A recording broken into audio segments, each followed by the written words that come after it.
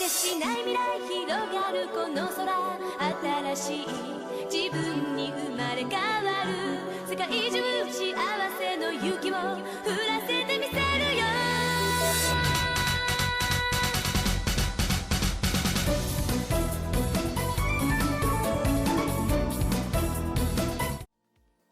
Hello everyone, good evening!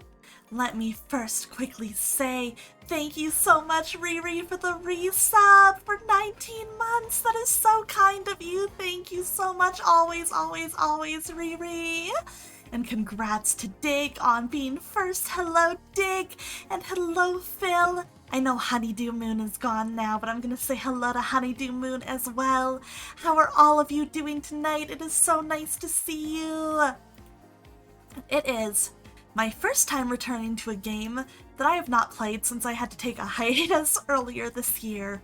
So, yeah, it's kind of exciting to get back into it. This is a game I've wanted to return to for quite a while. Honestly meant to multiple times, but things just kind of kept happening and I was not, able to make it work. You're here strictly to gnaw on my arm? Okay, I'll let you munch. Everybody imagine Riri's munching on my arm while I speak, okay? So, yeah, we're getting back into the Great Ace Attorney, which is an entry that I've been enjoying so much in a series that I love. And Phil, you've been working on art all day, about to get to a piece that's going to take all of your art skills. Oh my gosh, that sounds very exciting, but also very nerve-wracking. So I wish you very good luck, Phil. I hope it goes really well. Oh, good luck. I'm sure it'll be great when it's done. I believe in you. It should be super fun. Oh man. I believe. It's gotta be. It's gotta be if you're the one doing it. Believe in the me that believes in you. But yeah, I'm excited to get back into it. Oh my gosh. Scrumptious Dig! It's good to see you. Always nice to have a Dig here. Dig is always appreciated. Everybody needs a Dig around. It makes things more worthwhile, you know how it be? But yeah, it's nice to see you guys. And I'm excited to get back into Ace Attorney. It's gonna be fun. I tried my best to do some kind of to go over what was going on the last time I played the game. I kind of zoomed through my old VOD and I read a little summary that obviously had no spoilers or anything, but just summarized what the investigation was. But even then, I still feel like my memory's still a little fuzzy, but I'm like, whatever, that'll make this extra funny. That'll make this extra fun. You know how it be? But yeah, I'm looking forward to it, and I figured once we get back into the game, I might as well just switch right over. As always, feel free to let me know if the game is too loud, if I'm too quiet, any of that. But yeah, I figure there is a nice section right inside of the game. We are on the part 1 of the trial of the Memoirs of the Clouded Kokoro. I believe this is the third? This is either the second or the third. I want to say this is the second case and the second game of the duology, if I'm remembering right. So, I figured we would actually just kind of go through the court record really quick and refresh ourselves. I figured it would be best to start with the people. It would be best to start with the characters, so we'll go over and refamiliarize ourselves with the people who are relevant to this case. So first, of course, we have Susato Mikotoba, who is 16 years old. She is a judicial assistant sent to Britain on a study tour. She's the epitome of a refined Japanese lady and a huge help to me, always. We love Susato. She's so sweet. She's so funny. I love her. She's the best assistant. She's so good. And we have another good girl, Iris Wilson, an extraordinary young girl who lives with Mr. Sholmes. She has a degree in medicine, and is the author of a popular series of short stories published in a prominent magazine. And those stories are about a certain Mr. Herlock Sholmes. There's not a person in the world who hasn't heard of this famous great detective whose deductions never fail to surprise. I love Sholmes, but I also hate him, you know? Like, I would beat him to death with a stick if I had the chance. Let's see. Oh, yes.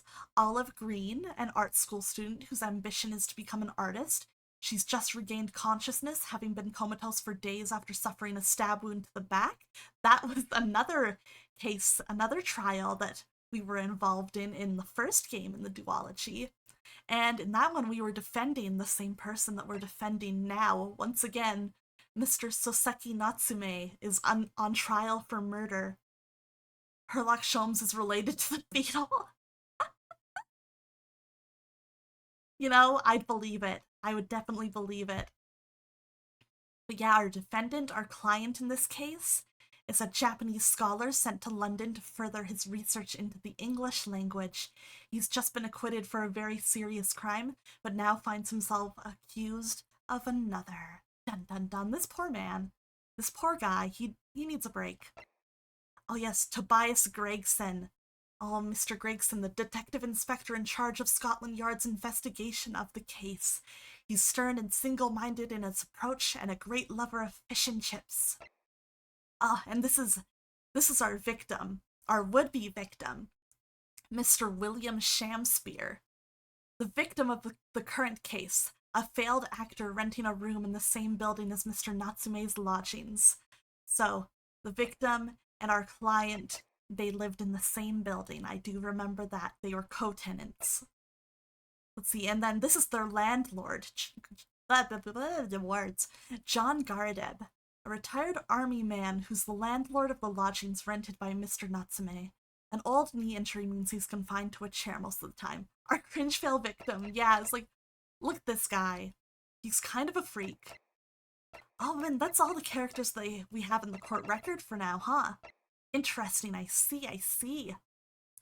So, yes, a big part of this current case that we're on is that our client, Mr. Soseki Natsume, is accused of attempting to have poisoned William Shamspeare.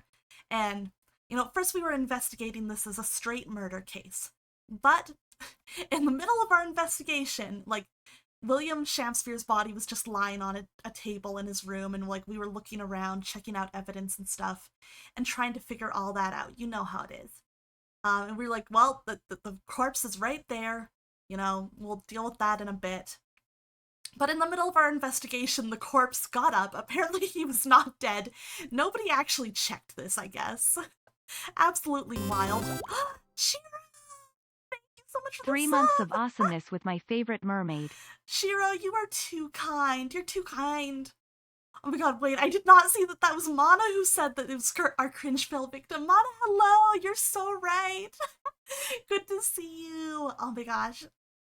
But yes, thank you everybody. It's good to see you all. Oh, I still need the court record open. I want to look at all my evidence. Oh my god. Our armband that we inherited from Kazuma. My husband. I'm coping. I'm delusional. I'm a widow. We're in love. It identifies the wearer as a defense lawyer throughout the Empire of Japan. Showing crescent moon face from the front feels like cheating, right? It's weird. Excited to see me playing Ace Attorney again? I'm excited to be playing it again too. I'm so happy to be like back in it. You're moving tomorrow, so you won't be here long. Oh, thank you so much for dropping by. I hope your move goes well, Shiro. I know that can be like stressful and a lot of work, so I really hope it goes okay. Good luck with it tomorrow. I'm rooting for you. I know, Kazuma. I miss Kazuma every day.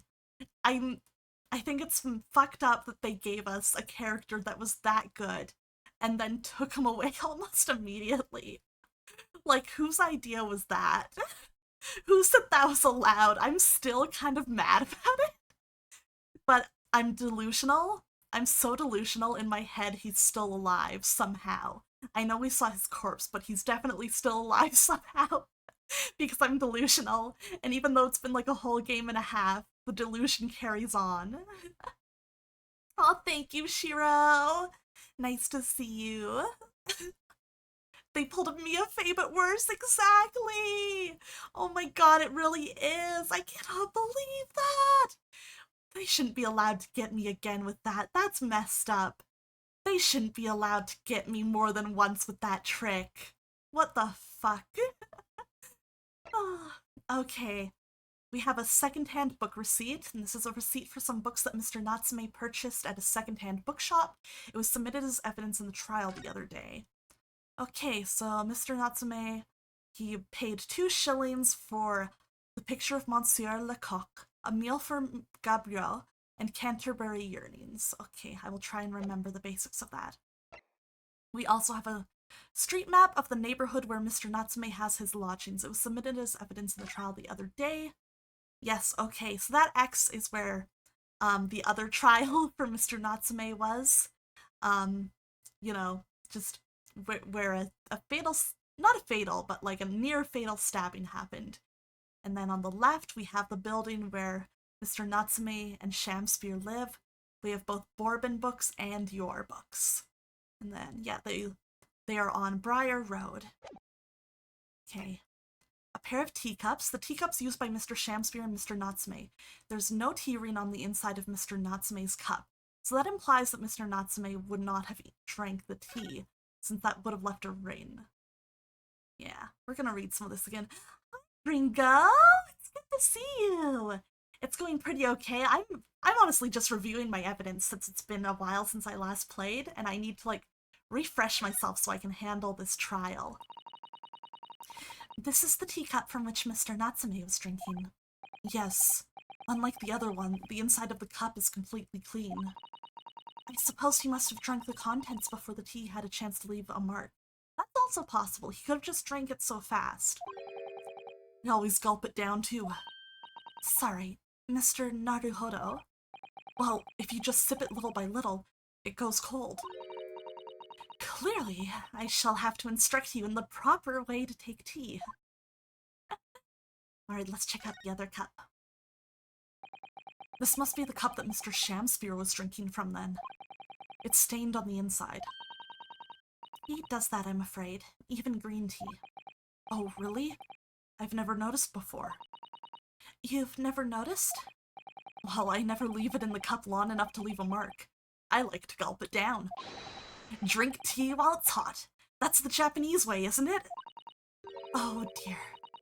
So many people seem to have the wrong idea about our culture, and most of them are Japanese. Poor Susato. Okay, let's see, was there anything else here? I think it was only the tea rings that were of note.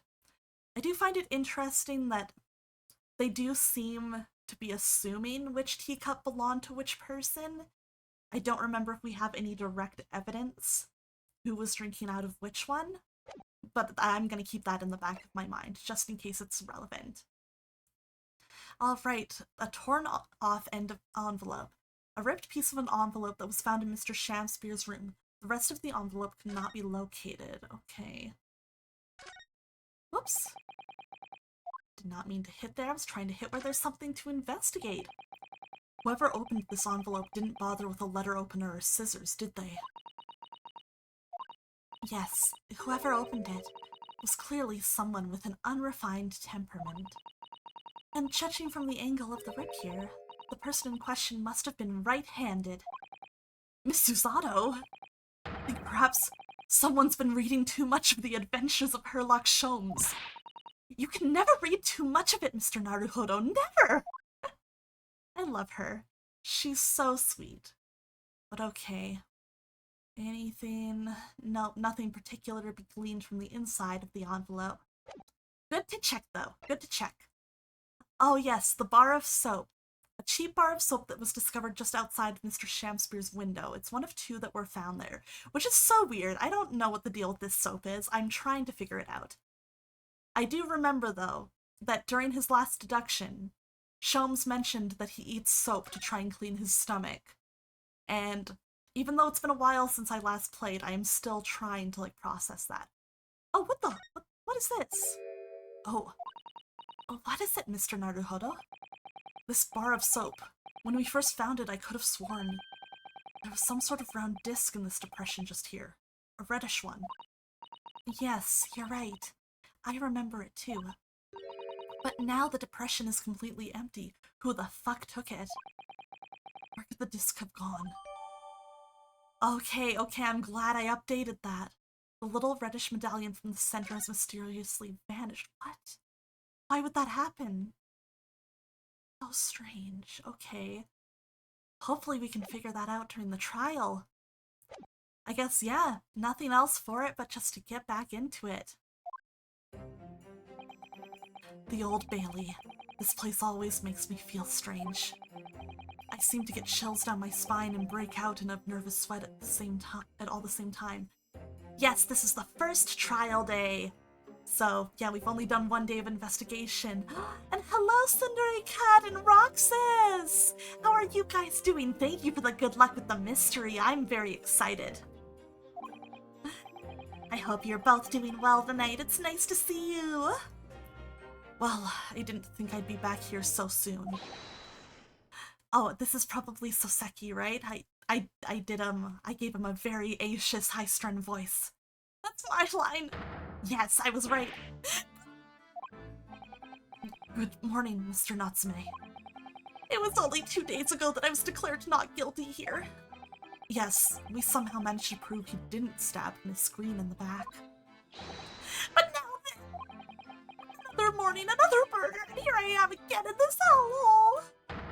This poor guy can't keep coming to court. I'm beginning to think he's right. It really does seem as though he's cursed. This poor man. Mr. Naruhodo, I'm afraid I have bad news. Oh! Mr. Natsume, good morning. Yeah, he's a real guy. He's quite a guy, and also he was a real person. I know I've heard he had a very bad time apparently in real life when he was in Britain too. So in some ways this is accurate. Yes, morning. So here we are again. Yes, again. He's the only real person in Ace Attorney, yeah. This poor guy. Soseki is the one always blamed for murder since we don't have Phoenix or Maya here. That's a good point. Those two haven't been born yet. One day their time will come. Oh, this is so awkward. Judicial Assistant Miss Mikotoba Esquire. What's the bad news? Oh dear, you heard, didn't you? Uh-oh. Yeah, this is also like the day after the last time he was accused. This poor guy. Literally can't catch a break. He did not even get to rest for 1 night. That's messed up. If you come in shouting at the top of your voice, people think what you have to say. Oh, I am sorry. You've done nothing wrong, Miss Susato. Now, what is it?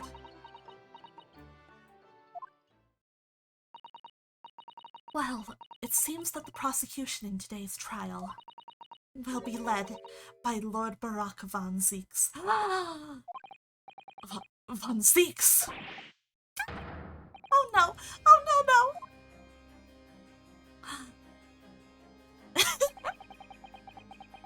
The so-called Reaper of the Bailey. The most legendary prosecutor in the land. Not again! Why is it always this guy? In the trial 2 days ago, he pursued Soseki-san and I relentlessly. Of course, by the skin of our teeth. We managed to pull through, but still. Perhaps Mr. Natsume's acquittal in the last trial wasn't the end of the matter. After all, yes, I know what you're thinking. The legend of the Reaper that says, nothing can save a person in the dock when Lord Von Zieks is the prosecutor. The curse. Oh no! That even if that person is found not guilty, the accused will meet a mysterious end one way or another. And we've experienced it firsthand. Listen, a man we successfully defended met the most terrifying end after his acquittal. Right here in the Old Bailey. Listen, that guy we defended deserved it though. Fuck him, he was the worst.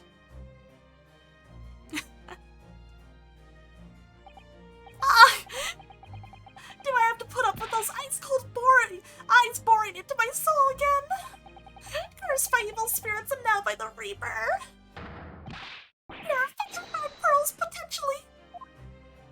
The localized organization must have had fun doing his weird little exclamations.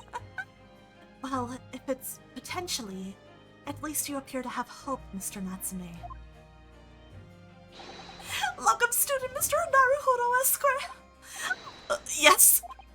I'm innocent. You have to believe me. You more than anyone now. Don't worry. I'll be your steadfast ally every step of the way in this battle. I promise.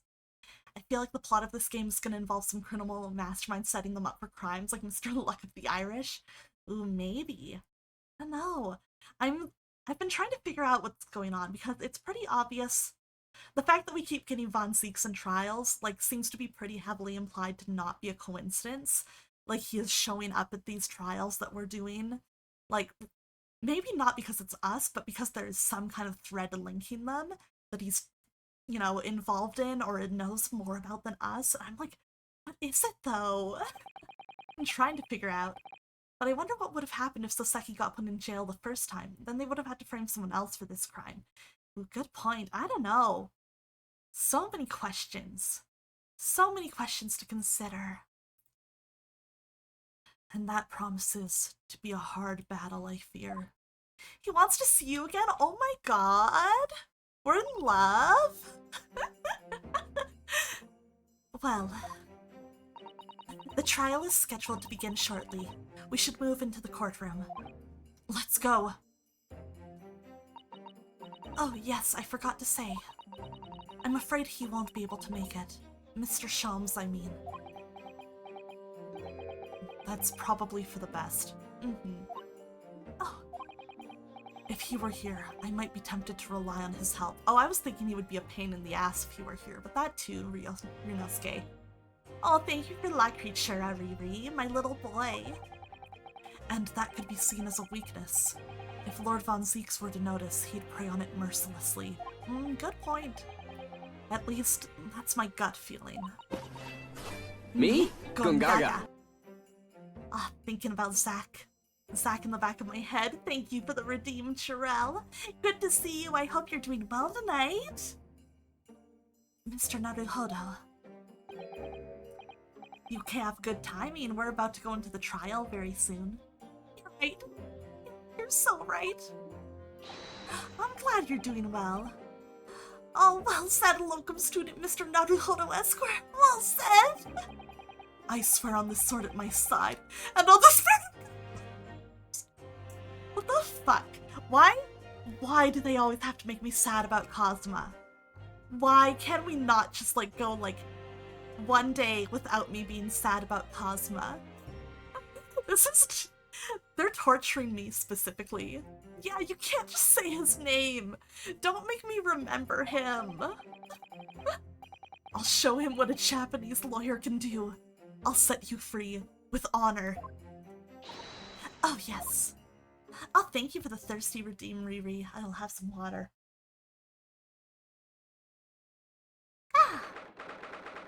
All right. 22nd of February, 9:40 a.m., the Old Bailey courtroom.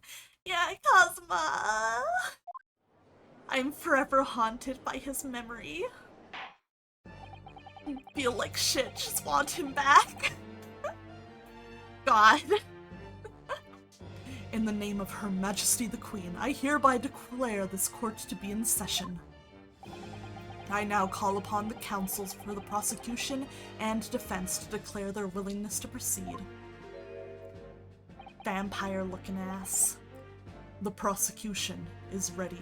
You need a sound clip of the Cosma theme song. I can redeem it every time they say the name. I should see if they have that. If they don't already, I should just make it and get it put up on the site for sound redeems so that we can have it. Oh, it would hurt me so bad every time. The defense is ready, my lord. Readiness for the trial, my learned Nipponese friend, is not what the defense needs. What you need is readiness for your inevitable defeat. Man. It's not just in my imagination. It's really there. Lord Von Zieks has such an animosity towards us Japanese for some reason. god. Yeah, my favorite character is dead. My favorite character is technically Kazuma. But god damn it. If I had to pick another favorite, that's hard.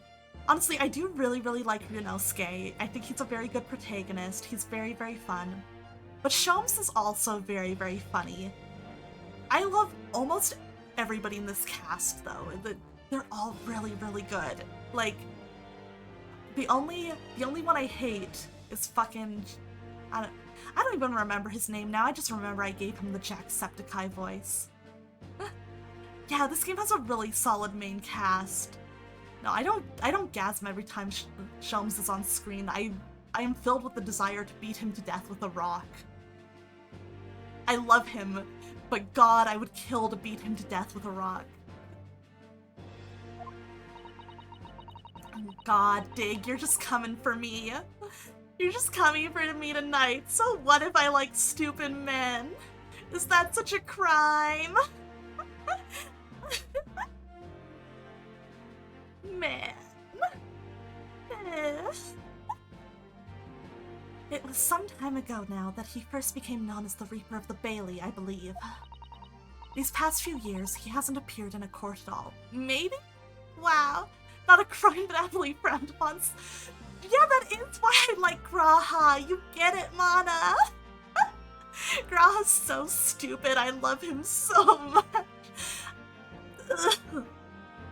Got genuinely a little emotionally overwhelmed thinking about how stupid Graha is for a second. Oh my god. Man. Yet now he's back in the courtroom. Though for some reason, only when I'm defending. Yeah, he wants our sweet ass. This Reaper, with his curious disdain for us Japanese, is a prosecutor shrouded in mystery. Okay, deep breath. Still, this isn't the time to be pondering that. I have to concentrate on Saseki-san's trial. Furthermore, I now call upon the 6 ladies and gentlemen of the jury. Who's gonna be on the jury this time? You have been chosen at random to represent the will of the people in this trial. Are you ready to fulfill your duty? Oh man, this guy again. I feel like the jurors' voices change every time I see them, but that's fine. They're like, but why is it always Van Zeeks? But the timeline, this is like his 3rd trial in a week. It's true. That's kind of funny. Absolutely. I had a feeling this Larkin wasn't innocent before.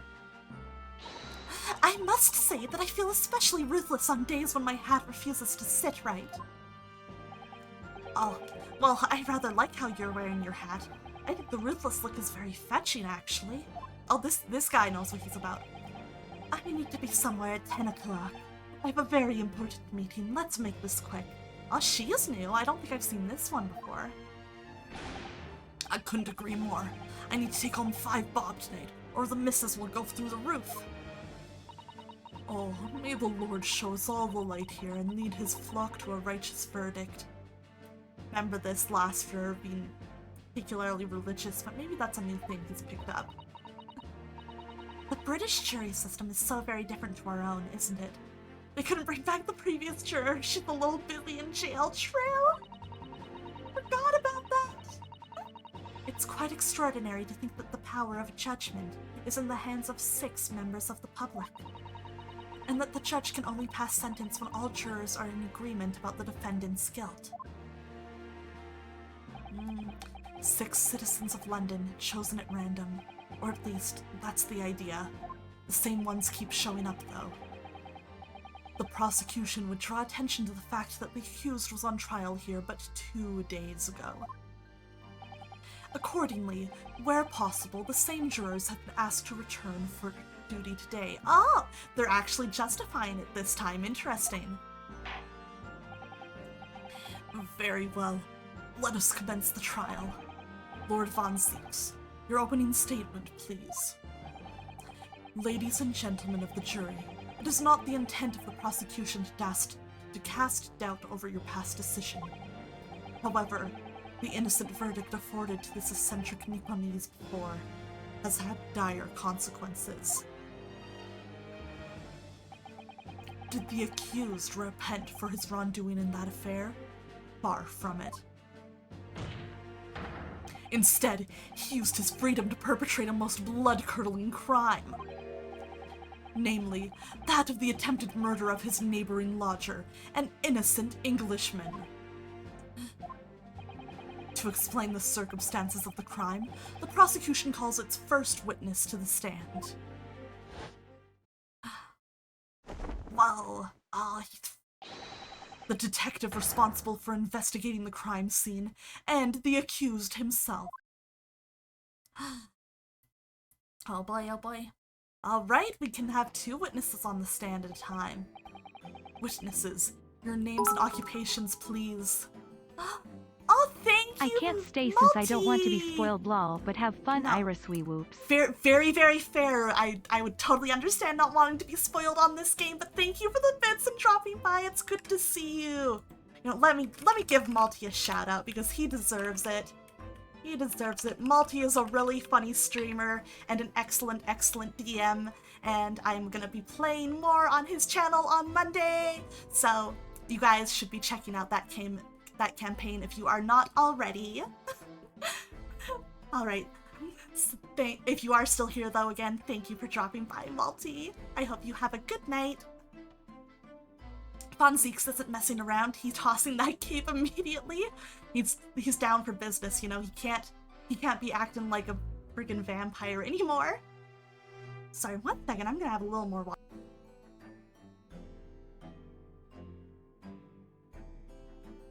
Alright, thank you. I apologize. I'm still gonna have to do that sometimes because the COVID cough is still not fully gone. I thought it was really well gone because I had not really been coughing for the past couple days, but of fucking course, as soon as I stream again, it is back. What the fuck? I don't deserve this. But alright. Witnesses, your names and occupations, please. Yes, sir. I need to get into the Tobias voice. That wasn't quite right. Get me pictures of Spider-Man, Parker. On my desk. Spider-Man. Yes, sir.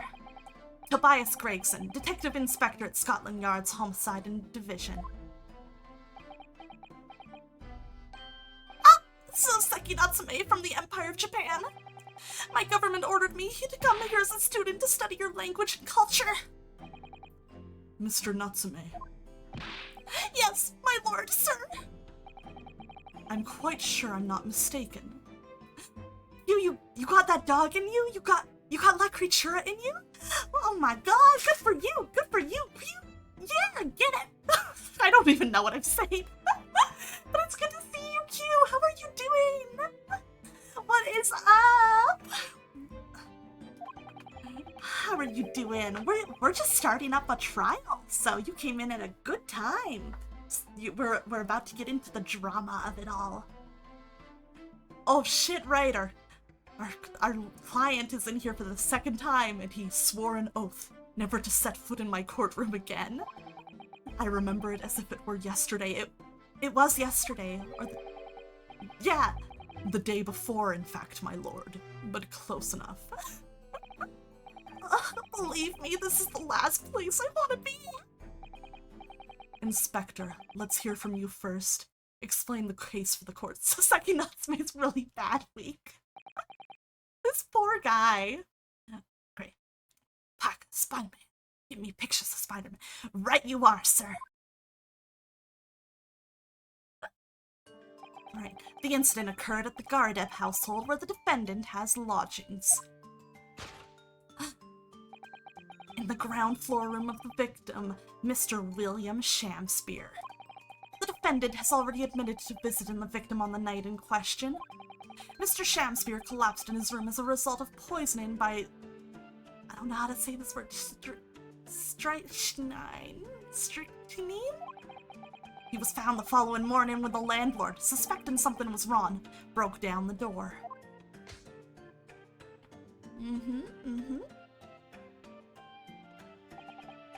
This means, I presume, that the door to the victim's room was locked at the time of the incident. Nodders. Correct, my lord. It was locked from the inside, making entry to or exit from the room impossible.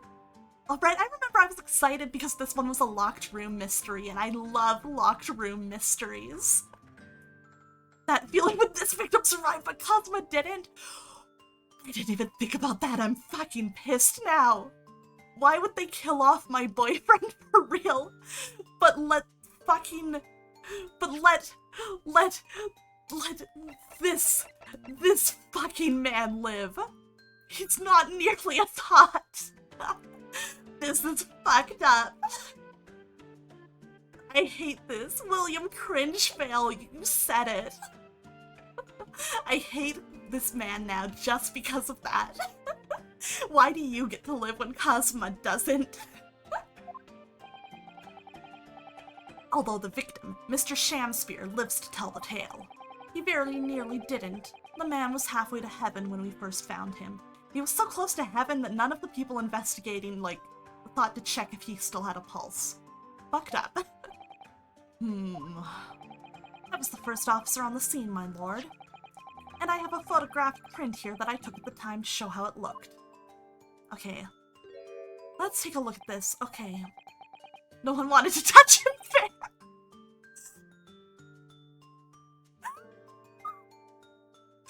Nana, why are you so fucking funny? God, I wanted to touch Cosma. I need to be normal. Okay, we need to actually look at this crime scene. Okay, so I see a puddle underneath that, I forget the actual name for it, but that's the box that I believe they used to, put in money for, gas for the gas lamps, I believe. So that is interesting. Something's been leaking there. He's lying on the table. Yeah. I believe there is... That's some food on the plate beside him, right? And a teacup knocked over. Okay. Yeah, I think that's everything of note that I see in this photo at a first glance. I'm sure we will come back to it later. Oh yes, the man looks very dead. Oh, he got the jester puff sleeves. Yeah, he's a little clown, you know? My friend Freya would love him. That's right, everyone present believed that's exactly what he was. Very well. I shall accept this photographic print as evidence for the court. And that Nellie from Little House on the Prairie. You're so right. Alright, a photographic print of the scene taken by police upon their arrival. The victim can be seen unconscious at the table, having been poisoned. Let me just take a quick look at that in the court record. We always want to examine things a little closer. Okay, this is just a magnifying glass one. We do get a slightly better look. Here's his hat on the floor, too. It's also worth noting. Okay. Trying to commit as much of the big parts of this to memory as I can. Shamspear is only his name in the English localization, which you think is really, really funny. Oh my god, that's such a good name, though. We need a name for this dude. He's like Shakespeare, but shitty. I love that. They came up with such a good one. The localization in this game is really, really good. They did a great job. Now then, Mr. Natsume. Ah, yes! As the defendant, do you have anything to say at this juncture? They're haunted by evil spirit. Good gracious, what's haunted? My lodgings! There's been a whole series of strange happenings at my lodgings. The tenant before me died in mysterious circumstances. A woman was stabbed by no one on the street outside. My neighbor was poisoned. I've nearly been killed countless times. It's the second you look at me, Steve. Oh my god, this poor man. Get him some fiber. We need to get him some fiber cereal. Killed Mr. Natsume. How? Even on that fateful night it happened, when I returned from Mr. Shamspear's room. I lit my gas stove and climbed into bed, but before long, the stove went out, and somebody tried to kill me! As my client, I really wish you would have told me this before, Natsume. You must always extinguish all fires before retiring to the night, Mr. Natsume. So cold! My nose would freeze! The point is, I didn't poison my neighbor. Oh, why am I being accused of this? Why is my existence so cursed? I say that to myself every day too, Soseki, but in a very different way. Thank you, witnesses. I believe I have a reasonably clear picture of events. Same, bro, same. If I could raise one more point, my lord. One more conclusive point. Also, good to see you, Swamp Bro. I hope you're doing well. Conclusive. Go on. Fortunately, the victim, Mr. Shamspear, has regained consciousness after his ordeal, and he has named the true culprit. The poison consumed by the victim was administered in a cup of tea that he drank on the night in question. Fortunately, my hat.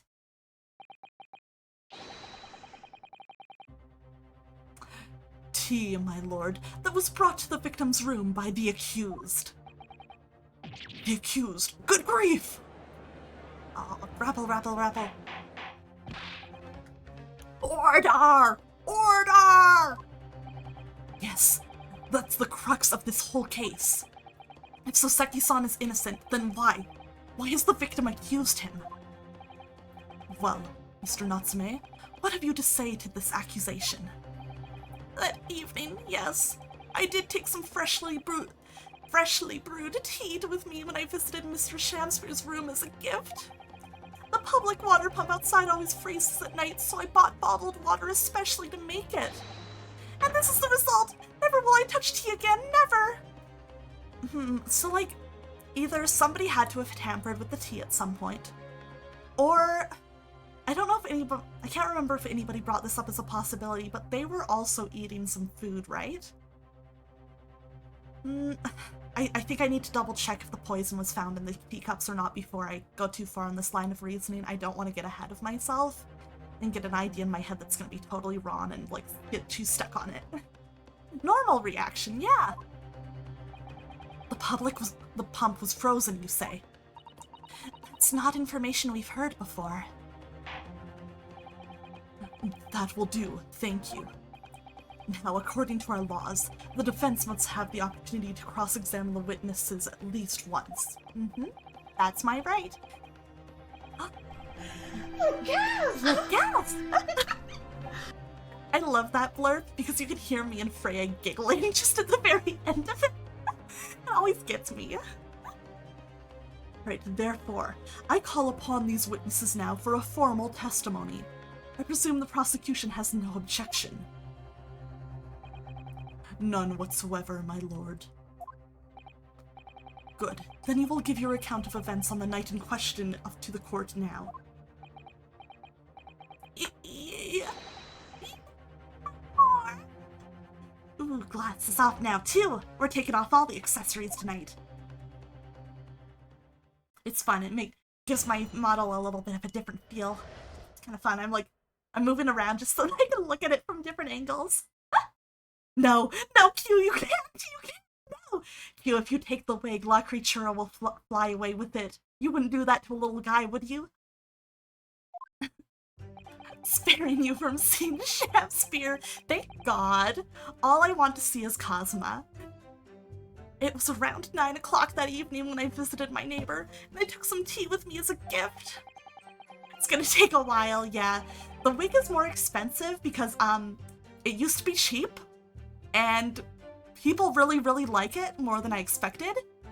So I was constantly wig off, and I was like, oh my god, if this is gonna be redeemed every 2 minutes, I need to make the price higher.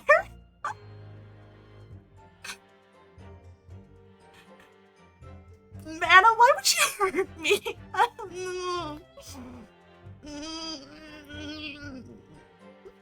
I'm sad and angry at the same time.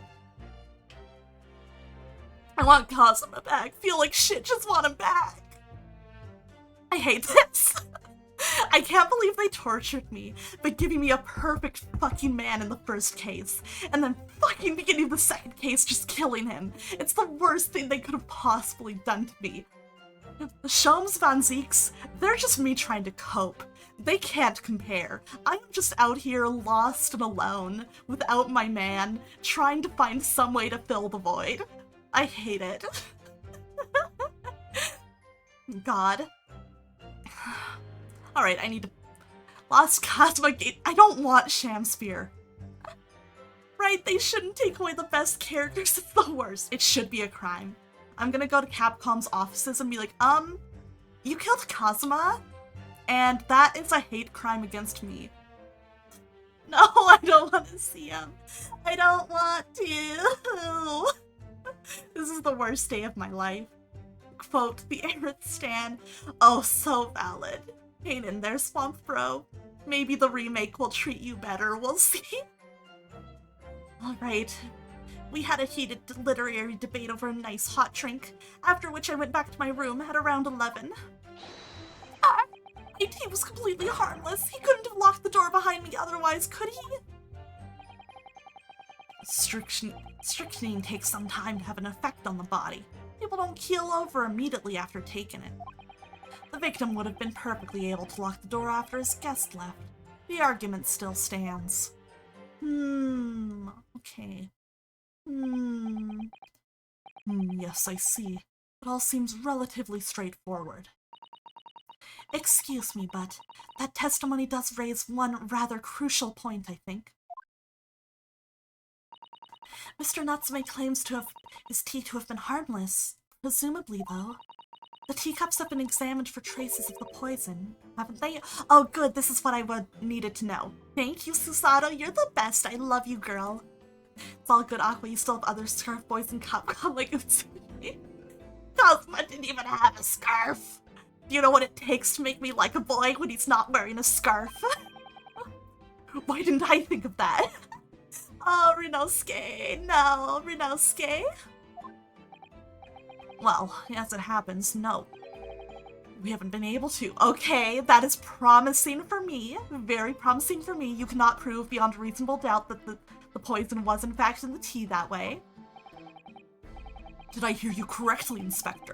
Scotland Yard has failed to examine the suspect's substance. How could you have overlooked something so important? Isn't that the first thing you should have done? That's important. My learned Nipponese friend is falsely incensed. The inspector said Scotland Yard was unable to examine the tea, not that it was overlooked. Unable? Why? Isn't poison like the most important part? Yeah, it's the whole basis of this case is the idea that he was poisoned by the tea. We need to establish whether that is a fact or not before we can proceed.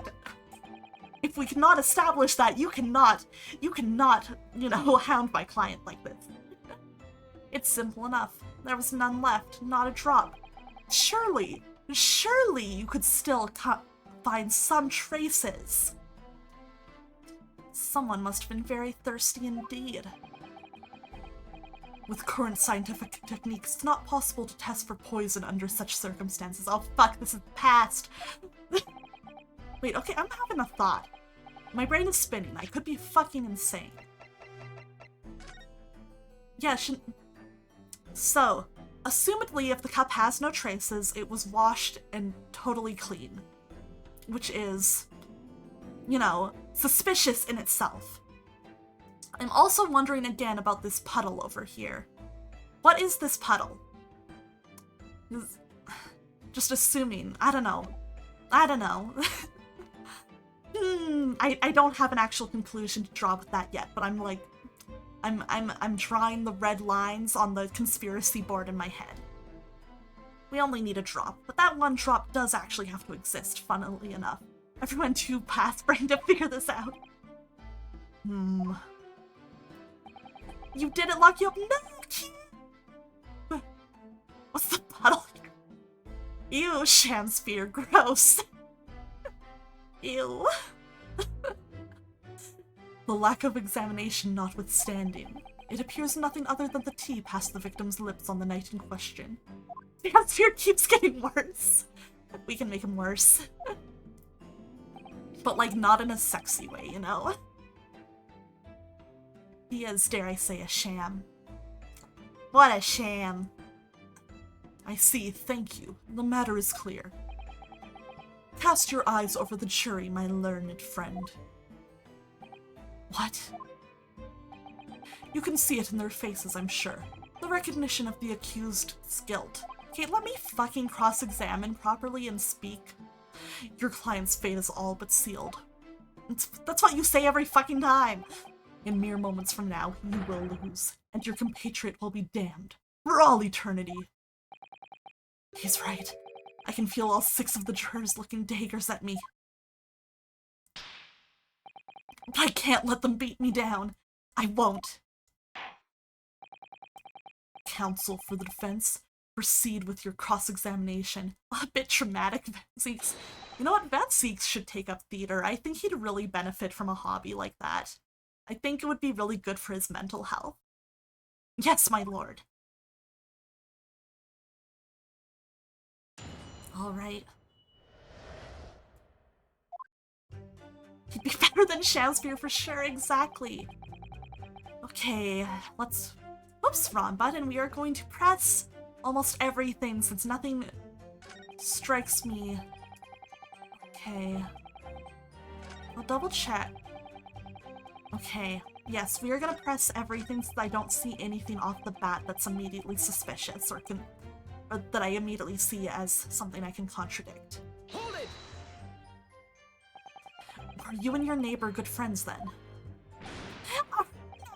We weren't friends. Not at all. Not at all. Never, ever. Then why were you having tea together? A simple no would have sufficed. Then, why did you decide to pay him a visit? Mr. Shakespeare fancies himself as having a great literary knowledge. As a fellow scholar of English literature, we find much to talk about together. Oh, did he killed him? Q, no! That's not what we're trying to do here! Come now, no Nipponese could understand the finer points of English lit- What the fuck, Fancies? I forgot how racist he is. Shakespeare's like a stronger...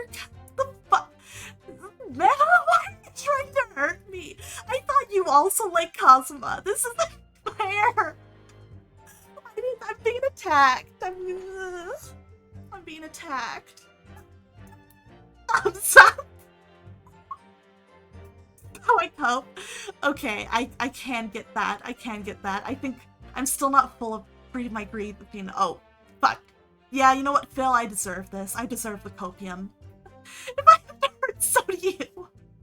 Fine, at least we're hurting together. Fine. I'll breathe my copium and I'll pretend that Cosmo's still here. Oh my god. Like, did the copium appear? I think I'm gonna skip laughter and went straight to crying. The automatic redeems are really funny because now it's like, it happens to me whether I want it or not. By making them automatic, I literally have taken away all control. Oh shit! What? I'm sorry, I think the rabbit just got into my room and my room is not bunny-proofed. Give me a minute, maybe I'll leave the mic on so y'all can hear me yell at him. Sorrel, are you in here? Oh, you're not, but you tried. You tried to get over the baby gate. Bitch.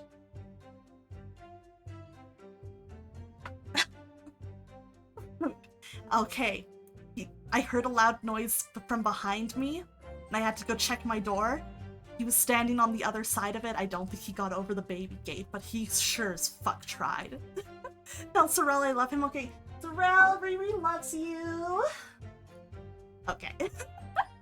Yuzuki is out with family tonight, so it's just me and Sorrel.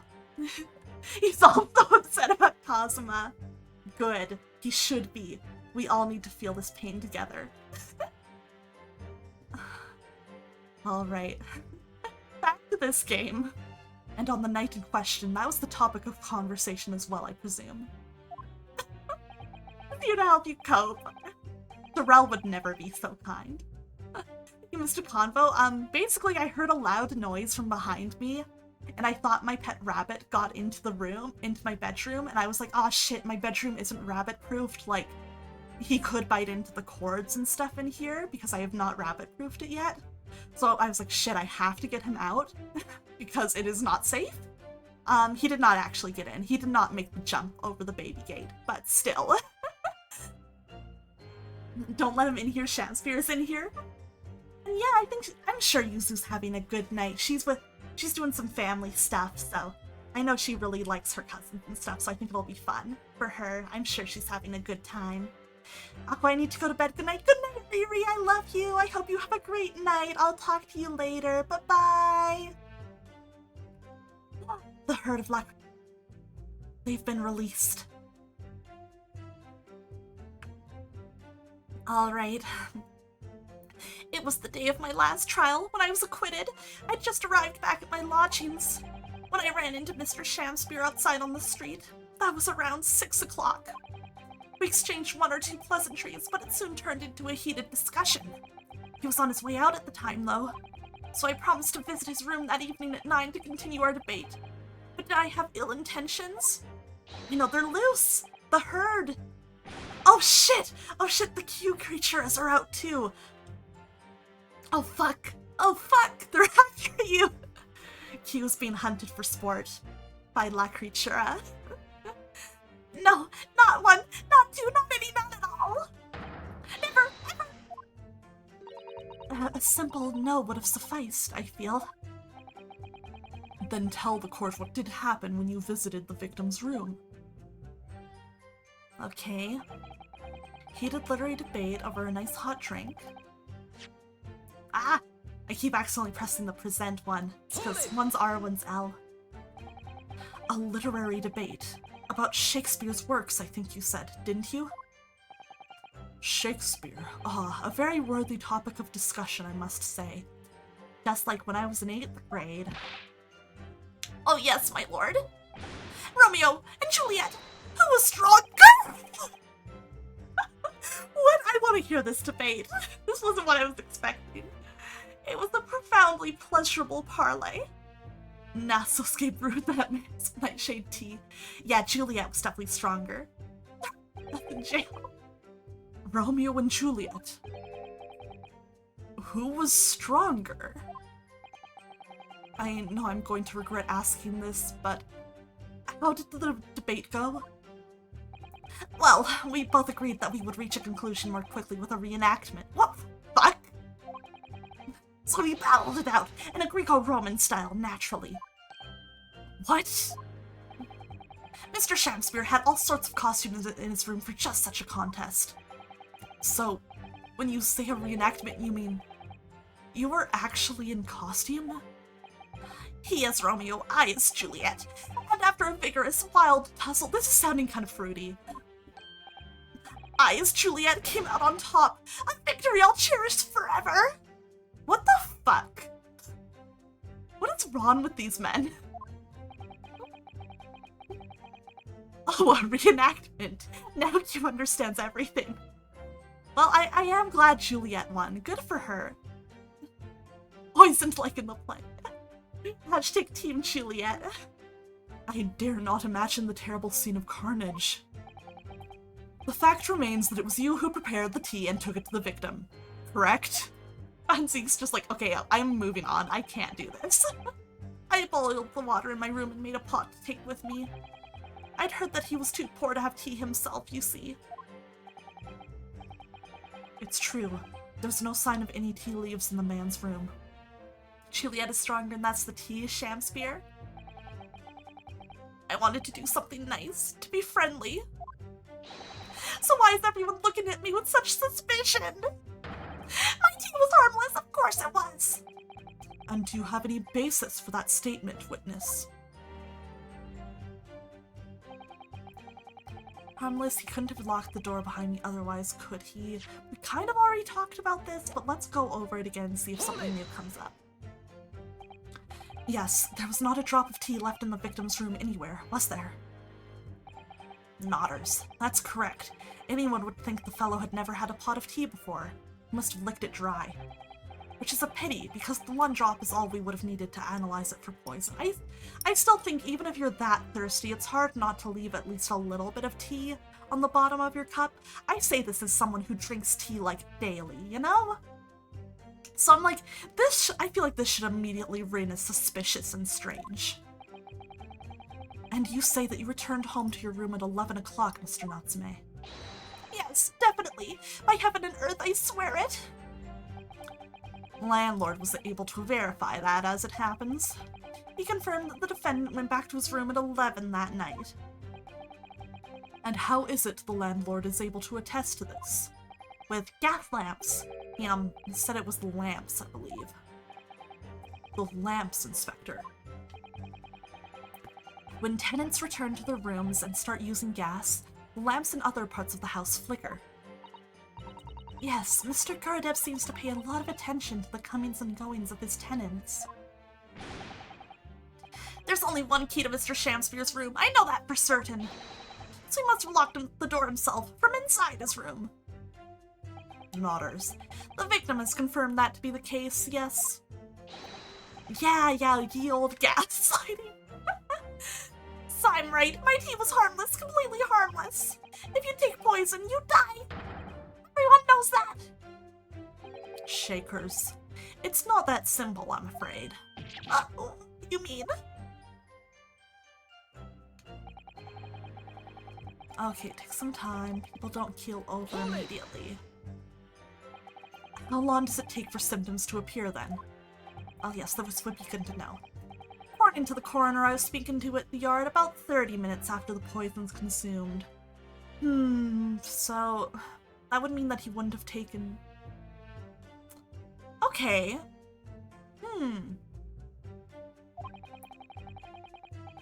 Then the victim suffers violent convulsions, cramping and stiffness, and eventually dies from asphyxiation.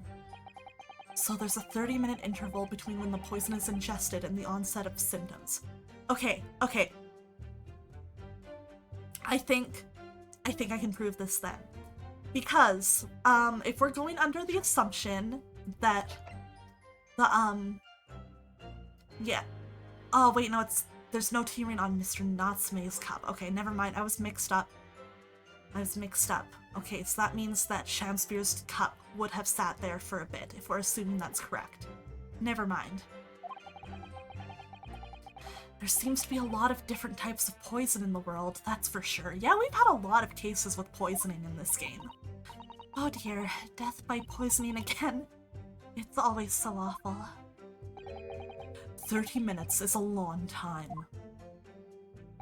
Certainly long enough for the victim to have locked the door behind the accused after he left. You can't deny that. And it further degrades Saseki-san's alibi. I have the medical report from the doctor who examined the victim here, my lord. It spells it out, really. The accused is the only person who could have done it. Nodders. Very well. The court will add this report to the court record as evidence. Thank you! I feel like... Do you guys remember that there's this one girl who used to do, like, these, like, joke, ironic ASMRs where, like, she would do the ASMR setup, but she'd be, like, weird and mean and passive-aggressive the whole time. And there's this one clip of her as, like, a flight attendant, and she's, like, taking your ticket, and she's like, thank you. She just says it really passive-aggressively, and it kills me. That's how I feel taking evidence I know I need in this game. Oh yes, I see it here. Delayed onset of symptoms. Great.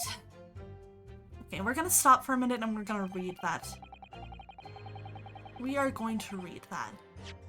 I need to... Let's see. Let me see. I know I have a clip of it, because fairly recently Yusuke sent it in a group chat.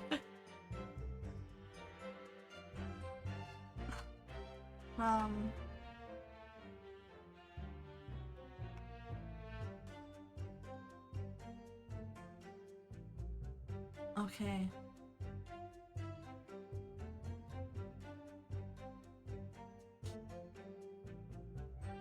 Let me see. Aha! I found it. I fucking found it. Thank you, Yusuke, for having linked this. We're gonna open a quick browser source. Look at it. Okay.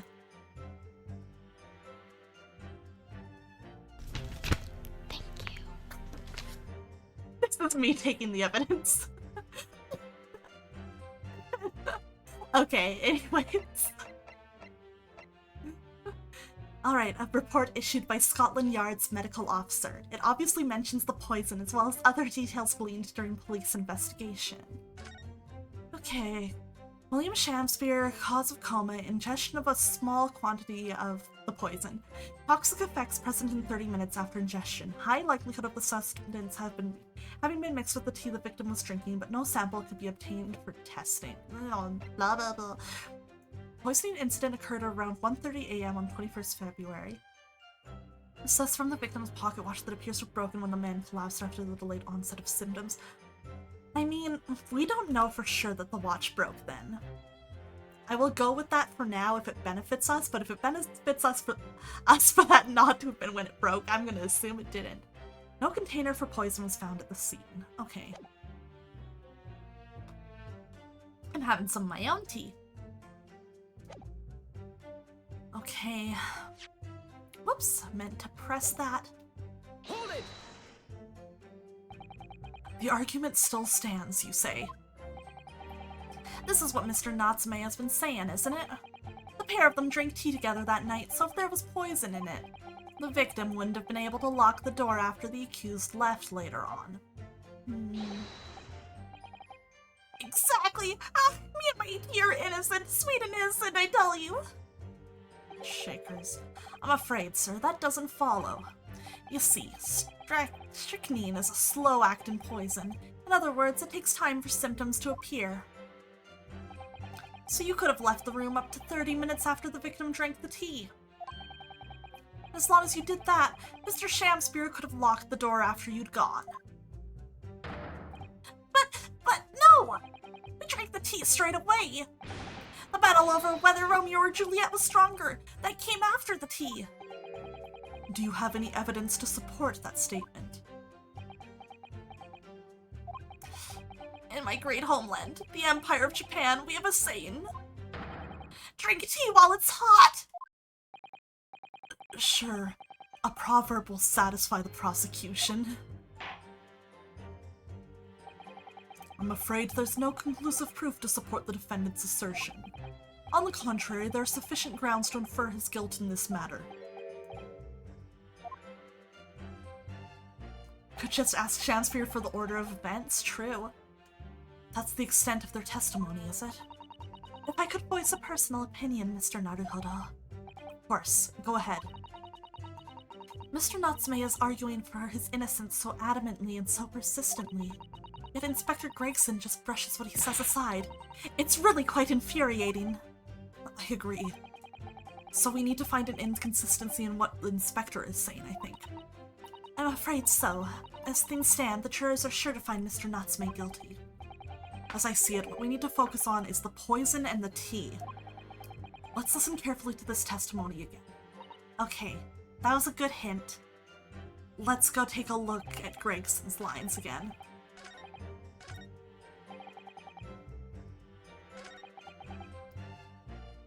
Okay.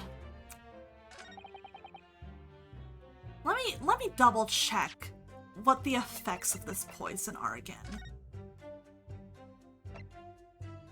Let's see. No sample. Let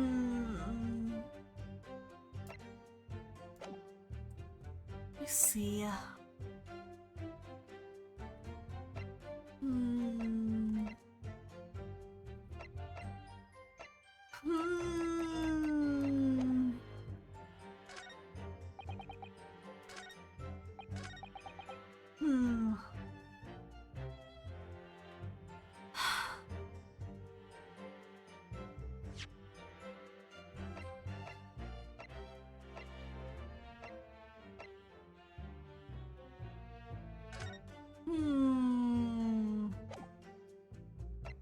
My brain is spinning.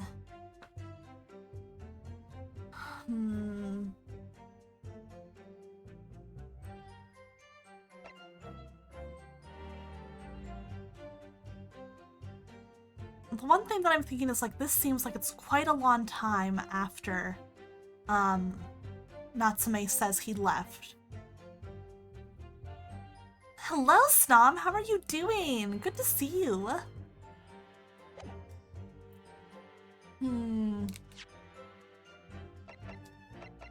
We're gonna save. We're gonna make a nice little save.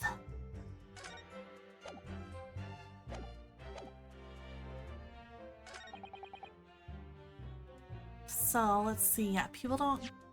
I'm gonna just read these presses real quick one more time to make sure I understand. How long it takes for symptoms to appear? 30 minutes. Okay, so after 30 minutes is when the symptoms start, which makes sense.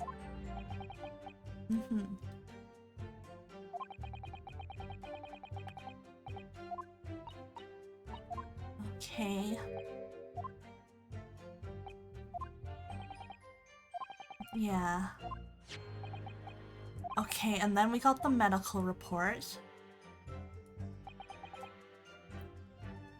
Let's see. I want to read this one more time.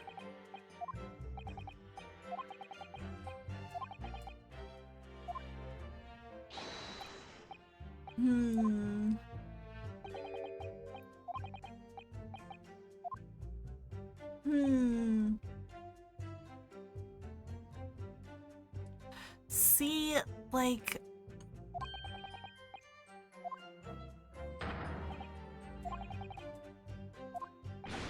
Yeah, let's see.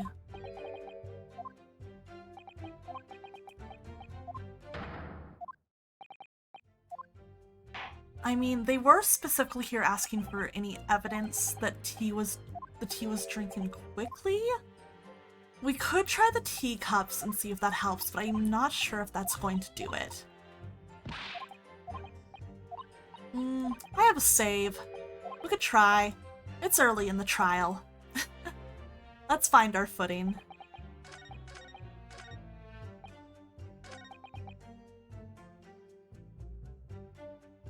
Alright. I don't know, I have a gut feeling that this is wrong, though. I'm not sure. But I also can't tell if I'm overthinking it, because sometimes I really do that. The only other thing is, like, I know we just got the medical report, but I'm not sure if this is that helpful either. Because this essentially just backs up everything. But it is also the only new information we have.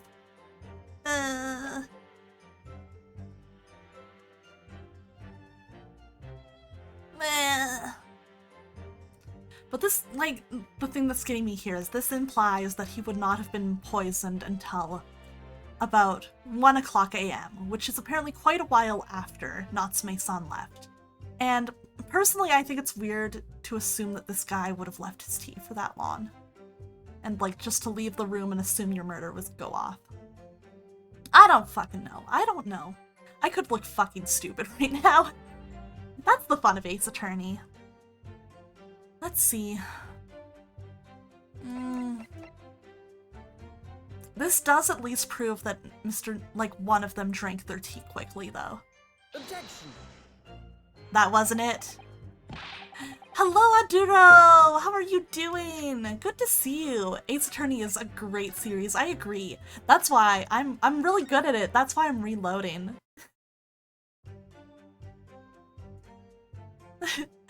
We're trying to figure it out. Okay. Me? Gungaga. Objection. Okay, it was the report. I overthought. You're not doing too hot tonight? Oh no, I'm sorry about that. I hope things get better for you, like whatever it is. Please feel free to relax and just, you know, take your mind off whatever's going on here. I am doing pretty well. I'm enjoying being back into Ace Attorney. It is a game that I love very dearly, even though, as you have seen with me loading, I am not always the best at it. Hey Aqua, so why are Cloud and Sephiroth on Segways? Okay, I have actually not had a chance to watch the new trailer yet, so I could not tell you. But I assume they're having a great boys' time, you know what I mean? That's my assumption. The argument still stands, you say. I think not, Inspector. Yeah, just guys being dudes. Come again? I think you'll find that you've overlooked a very significant chronological inconsistency here. Because they're on vacation? Oh, true. Humor's so good in this series, and despite frequently showing who the criminal partly is, the payoff is magnificent.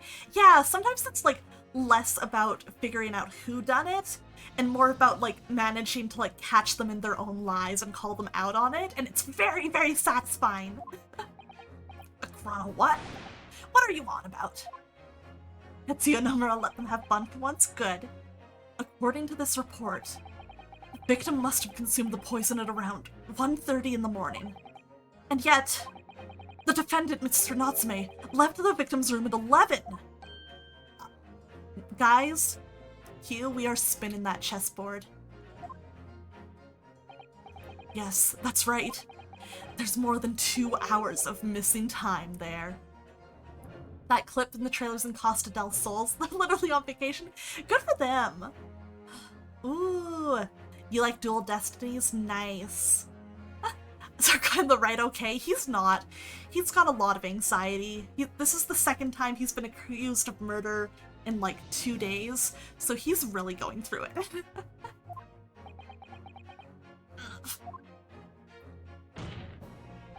In other words, if there was poison in the tea that Mr. Natsume brought to the victim's room, how could the victim have fallen ill to it 2.5 full hours after the defendant left?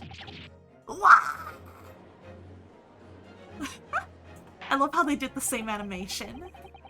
The defense's argument is entirely reasonable. How do you respond, Lord Von Zieks? Dude looks like he's one table stop away from a complete mental breakdown. I can't stop it, I'm helping him! I'm trying to get him proved innocent! Oh no, he's getting the wine out. He isn't bothered. He's moisturized, flourishing in his own lane. No, he's not in his own lane, he's in my lane. May forgive the discourtesy if my mind has wandered. Oh, he's about to crush it, isn't he? I was considering what cuisine would best complement the contents of my hallowed chalice this luncheon. How could it have happened, you ask? Me and Natsume have so much in common. We're both real people and we're both balls of anxiety. Aww. That's how I feel about me and Ryunosuke. Except Ryunosuke isn't a real person. But I very much relate to his anxiety. I must freak out animation to be he's calm and collected, takes a sip of wine, and then realizes what was said just to spit it out. He has some very good freak out animations. I have seen him crush the glass in his hands before. It was fucked up. Did it again.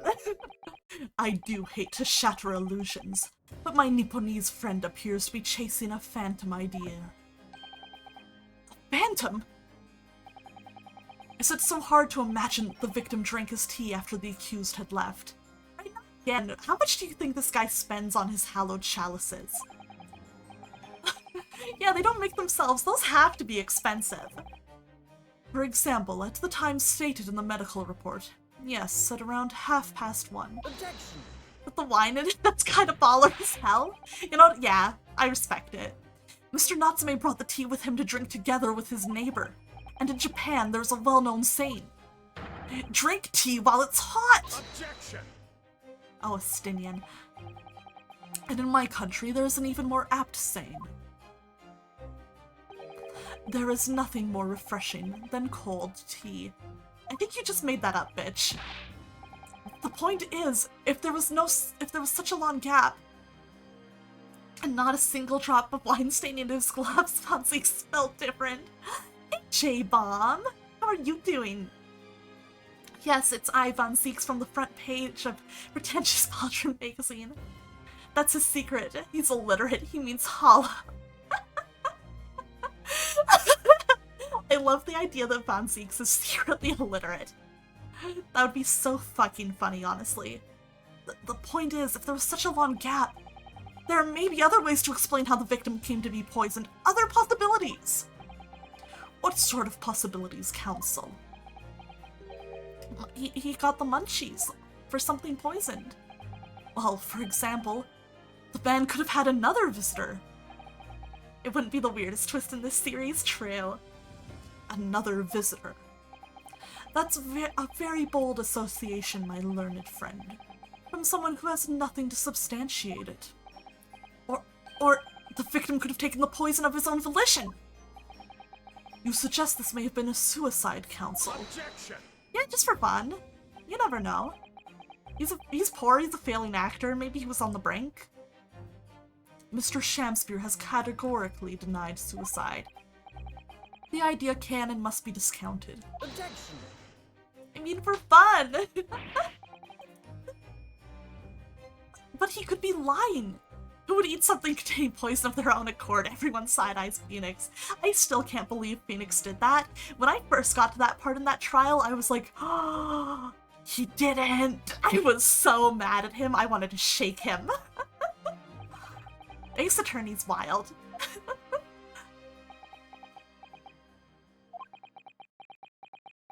Phoenix is built different.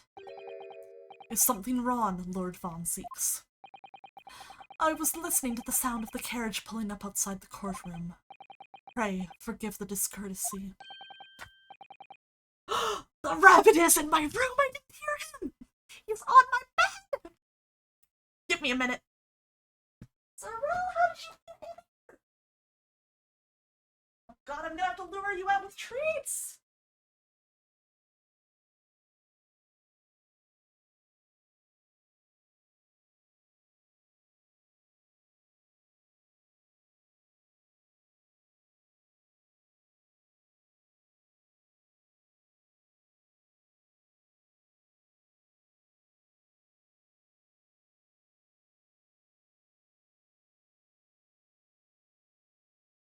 Okay, we are fixing this, we are adjusting. You managed to find a crack and push it open, and I did not even hear it. Now we make sure everything's adjusted better while he eats his bell pepper, his fish. Yeah, rabbit alert. He did poop on my bed! Fucking bitch. It's fine. Rabbit poop's easy to clean up. My god. Interrupting my stream. Okay. We're good again. Carriage. What carriage? I also love rabbits. I love my rabbit a ton. He's just such a little guy. It would seem that the key player in this case has just arrived. Oh no, it's fucking Shamspeare, isn't it? Hold it. No, don't bring in Shamspeare. I don't want to see him. Okay, I gave this guy a really stupid voice, I remember. Out the brief candle, life's but a walking shadow. A poor player that struts and frets his hour upon the stage, and then is heard no more. Oh my god. It is a tale told by an idiot, full of sound and fury, signifying nothing. I hate his face. Who, sir, are you? William Shamspeare, my lord. Alas, 'twas I, undone by these bitter events. I am the victim. What's he doing here? I think I understand why someone tried to kill this guy. Me too. The prosecution seeks to call this gentleman to the stand. With his testimony, my learned friend's futile resistance will be utterly crushed. You're calling him as a witness? I knew this would happen, though. He had to be. He'd lived. You can't not let the victim give testimony. Very well, counsel. I will grant your request with interest. I'm curious to discover what the court shall hear from the victim himself. I guess he's the victim of attempted murder, so he still counts. Happy am I, Shamspeare, to regale thee with my tale of woe, my lord. This dude wishes he was Urianger. did it to himself. But I still have my own tale to tell, my own tale of worse woe. I can regale the court with the tale of my perfect innocence in perfect English. Society, shut up. That will do, Mr. Natsume. Let the court now hear from the victim. Okay. Who the fuck are you? Alright, so that's Mr. Shamsphere. But who's that other man beside him? Yeah, who? This case is unique. The tragedy this time is that the victim survived. Yes, I feel sure that we've caught a glimpse of that man before. I think so. I vaguely remember seeing him. Is that Popeye? State your names and occupations for the court, please, witnesses. A writer of words so sweet, they do scent the breeze. An inventor of ideas so profound, they compose the earth. Oh, he was in 1-4. Okay. The unrivaled poet, the unmatched scribe, William Shakespeare. We smacked Shamsphere with his cane, I would love to. All of Shamspeare's lines seem like much to do about nothing. If they didn't poison him, I will. I'm so glad we are all united here in hating Shamsphere. This is great. Were the great bard to be recalled to life anew, lo, what a magnificent man! Good fellows, I am he who ponders such a miracle, William Shamsphere. Oh, he was arguing with Shamsphere in front of the apartment. I remember that, I remember! Because I was like looking and I was like, what the heck is with these two character designs? Oh, the name's Meterman. Adrian B. Meterman. I work for the Altamont Gas Company East End branch office. Ah, I remember now. It was yesterday on Briar Road. Oh yes, she's right, it's him. Yeah!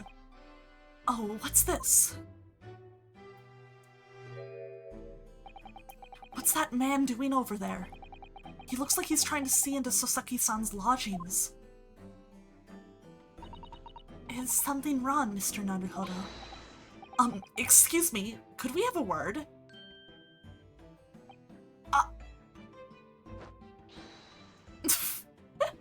Bye. How are you going to look through brick? Exactly. Idiot. Yes, we spotted him outside Mr. Gardeb's house that morning. Does his chin have jiggle physics? We'll have to watch close and see. And he's a gas company employee? What does he have to do with this case? So, Mr. William Shamsphere, you're the victim in this miserable affair, correct? Oh heaven, oh hell, do you command me to remember that sweet poison that didst cross me and cross mine innocent lips? I subpoenaed him for the trial, with his doctor's permission, naturally. Hearing the testimony of the aggrieved will remove any room for doubt from the jurors' minds, I'm sure. Behold, you have only to rearrange the letters of my name to see that me is a seraph. An angel indeed! I hate this man. Thus be I of noble mind, sweet nature and verily honest of heart, as all heavenly angels be. Because there isn't a less contrived meaning in your name. No, not at all. It's fine, it's One Piece, it's not like it's a serious crime. The jurors seem to be very moved by this man, I'm afraid. No! They're actually taking this seraph anagram idea seriously? Y'all! Thank you, witnesses, for your illuminating introductions. But my lord, what's the man next to Mr. Shamsphere doing here? The gasman, I mean. What? Me? Oh no. Allow me to enlighten my learned friend. You recall, I presume, your earlier impertinence. When you suggested that the victim had another visitor to his room on the night in question. And moreover, that the victim is a compulsive liar. What? No, I didn't quite say that! This young chin-stroker is here to controvert your wild claims, conclusively. Is that not so, Mr. Meterman? Hang on. No, I'm just here. He's just a guy. I'm just here. Great line reads. Thank you. I tried. I have a lot of fun with reading Ace Attorney dialogue. Lets me try out a lot of voices that I wouldn't otherwise. I hereby call for your formal testimonies. You will tell the court as lucidly as possible what happened on the night in question. One may smile and be a villain. Yes, it doth pain me, but let the truth be spoken, the truth of that wintry night of my discontent.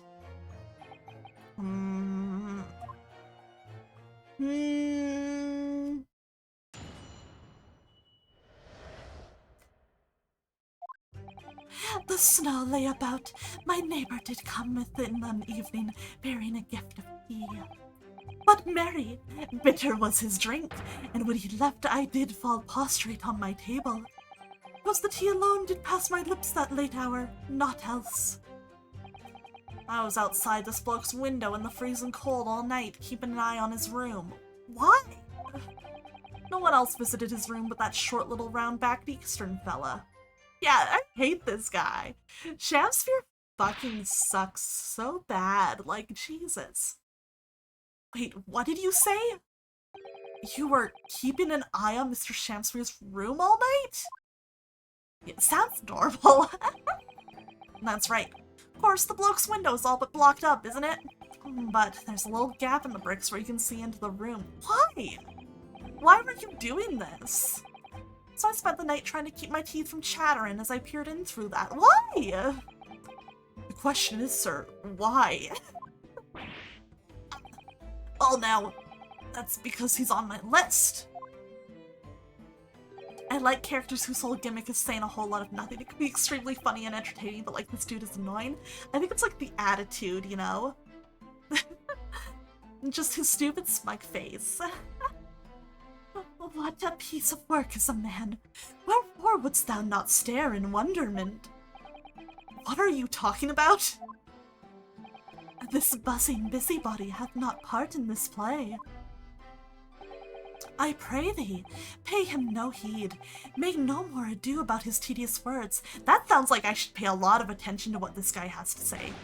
What you say about me? Calm yourself. This court is concerned with what happened on the night in question. Nothing more. Oh man, yeah, Danganronpa has some real characters in it. They are a time. Indeed, that is so.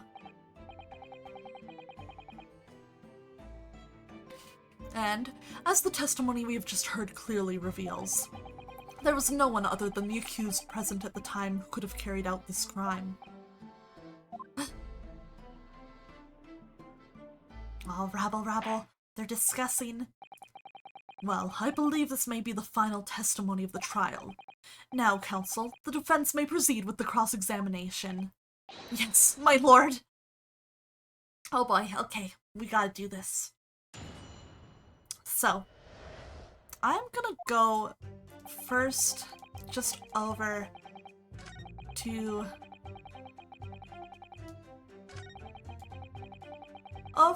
our little gasman. It's outside this bloke's window in the freezing cold all night, keeping an eye on his room. No one else visits his room with that short little round-back Eastern fella. Okay, I'm gonna press him first. Second testimony, I'm sure will be the final testimony of the whole entire trial. Definitely. Definitely. But the windows of that house have all been filled in. A historical artifact of the now defunct window tax. Yeah, you're right there. All bricked up horribly. But as it happens, there's a little part of the brickwork at the bottom corner that's been opened up. I was looking in through that gap. Yes, there were a few bricks loose, weren't there? And for some strange reason, a couple bars of soap lined up on the ledge outside as well. Yeah, what the fuck was the deal with that? I don't like going around poking my chin in other people's business, especially on freezing cold nights. But them's my orders, so that's what I'll keep doing, as long as there's breath in my body. But why? Whose orders? What's with all the theatricals today? The theatrics today. Out of interest, Mr. Meterman, after the accused had left and returned to his own lodgings, did you see the victim leave the room at all? No, he never left. He was in that room the whole time as far as I'm concerned. And we can therefore discount the possibility of suicide. How can you be sure of that? The police carried out a thorough investigation of the scene and found no receptacle for the poison. And since we know the victim didn't leave his room and hence didn't dispose of the poison's container himself, it's clear that this was no attempted suicide. Only the culprit could have removed the receptacle. Ah, yes. Lucidly explained, Counsel. Thank you. It really was. You can't argue with the logic. Okay. How about this? Hold it! You say a short little round-backed Eastern fella. So you can't be sure it was the defendant then. Objection! How many other short little round-backed Nipponese with a mustache do you think there are in London? I don't know. Could be at least 2. Well, of course, it's only a narrow gap and it was quite dark, so I didn't notice the mustache. But he showed up at around 9, so I'm pretty sure of myself. And when the person you saw arrived, did he and Mr. Shamspear drink tea together? Nah, sorry, I couldn't say. Why not? Because I couldn't see into the room all that well, could I? But what I did see was the silhouette of that little round-backed fellow wearing a pretty dress. Then the pair of them started wearing some kind of wrestling match. I tell you, I didn't know what to make of it. I suppose that was the Romeo and Juliet championship battle getting underway. Mr. Meterman, allow me to confirm one final time. Apart from the accused, can you state with certainty that no one visited the victim on the night in question? No question. Gasman's honor. So that's the entire testimony. What do you think, Mr. Naruhodo? Well, I can't see any obvious holes at all, to be honest. No. Oh dear. If nobody else visited Mr. Shamspear's room that night apart from Mr. Natsume, I imagine the members of the jury will all conclude the same thing. Right, that he's guilty. Well, all we can do is press these witnesses for more information and hope for a breakthrough. Wait, so they found this guy who was stalking the victim in the middle of the night, and when they found him out, they said he'd be a great witness. With, like, no doubt at all. Not even a crumb of suspicion, right? I'm like, this is a kangaroo court. Yes. Okay. We'll continue pressing and see if any new evidence comes up through pressing other statements. To be clear, by neighbor, you are referring to the defendant, Mr. Natsume. Oh, indeed, sire. Perchance thou wouldst that I call him the man from upstairs. And at what time did the mustachioed Nipponese visit you in your room? Our meeting was promised for the hour of 9, and lo, did he come, to tender a gift of fragrant tea. Details which are in accordance with the defendant's own testimony, yes. And we were broiled in such a literary debate as history hath not seen before. By which I presume he means their discussion about who was stronger, Romeo or Juliet. It's a lot of words to say 9 o'clock. Jesus, I, Shamspear, did play the part of young Romeo, whilst my neighbor played the fair Juliet. Each of us dressed as would our characters be, to bring weight upon our merry experiment. Alright, thank you for the lurk, Thomas. Have a good night. Thank you for hanging out. It was good to see you. I dare not imagine the scene. Frailty, thy name is woman. And dost thou imagine how dismayed I was? Yes, I had heard of the Eastern art of jujitsu, but ne'er did I dream 'twould be a skill practiced by the comely maiden. Juliet beat Romeo up? This is not helping our case. I believe the court has heard enough about your earth-shattering literary debate. Perhaps you could reiterate your statement about the tea that the accused brought to your room. Glad that Natsume canonically whooped Shamspeare's ass. Same. Deserved. My liege, I am thy servant. Gladly I would do thy bidding. Yuck. Right. Hold it! Let me stop you there. Mr. Natsume left your room at 11 o'clock, but it wasn't until after 2 that the poison made you collapse. That amounts to more than 3 hours of missing time. You can't dance your way out of this! Answer the question! If the defendant had really put the poison into your tea, that 3-hour window of time is something you're going to have to explain. Gladly, 'tis an easy task. What? I didst drink of the tea not while my guest didst tarry, but after he took leave of me. It would be fucking cold. Faith, 'twas stone cold, but at 1 hour post midnight, verily were my lips parched. Objection! That doesn't sound normal. Nay, 'tis quite ordinary, sire, after all. Thou wouldst recall our fiery debate. Amidst such argument, there'd be no time for fiery tea. Romeo and Juliet again, and who's stronger? Mr. Shamspeare, in summary, allow me to confirm. Did you not come here with the intention of naming your attacker? I mean, I'm also dead thirsty after midnight, so I get it. True, it's like when you wake up at 3 a.m. and you just need that water that's on your bedside table. But of course, my liege. 'Twas the stooped lover of words did attempt to shuffle me off this mortal coil. Ugh, we all know what that means.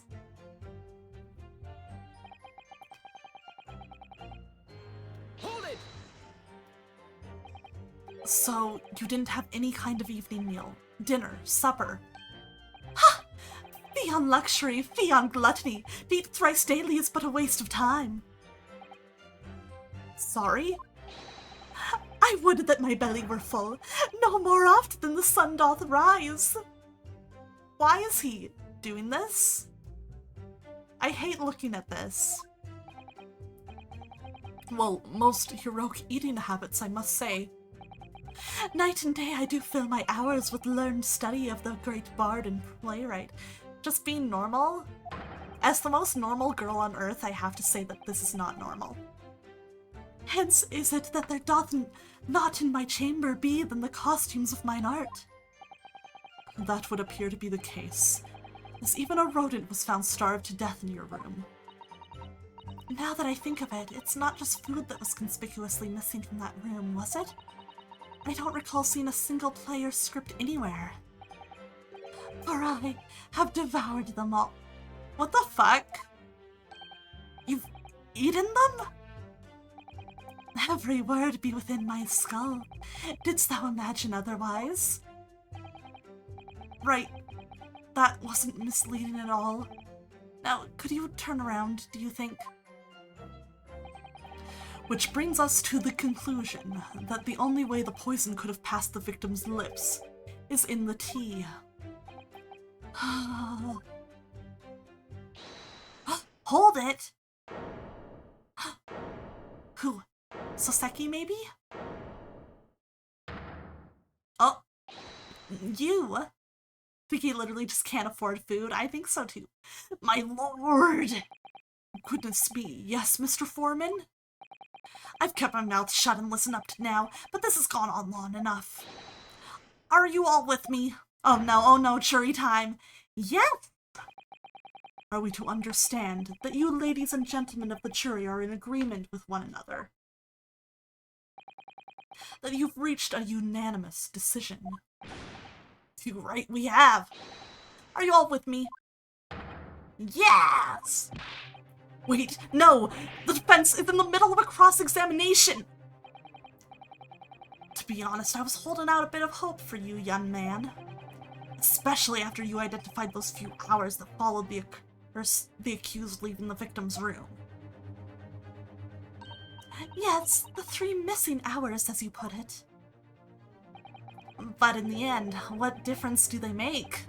None as far as I can see. They could make so much difference! And since that's now apparent, there's really no reason to delay our decision any longer. Like I was saying before, if I don't take 5 Bob home with me tonight, the missus will blow her top. What's that? Sorry, I didn't quite catch what you said. Very well. Let the court be apprised of your decisions. Ladies and gentlemen of the jury, you will state your leanings as to the defendant's culpability. Guilty! Guilty. Oh boy. Guilty! Oh boy. Guilty. Guilty! Guilty! No! No! Y'all need to stop jumping on this. All of you! Well, it would appear that the jury is indeed unanimous.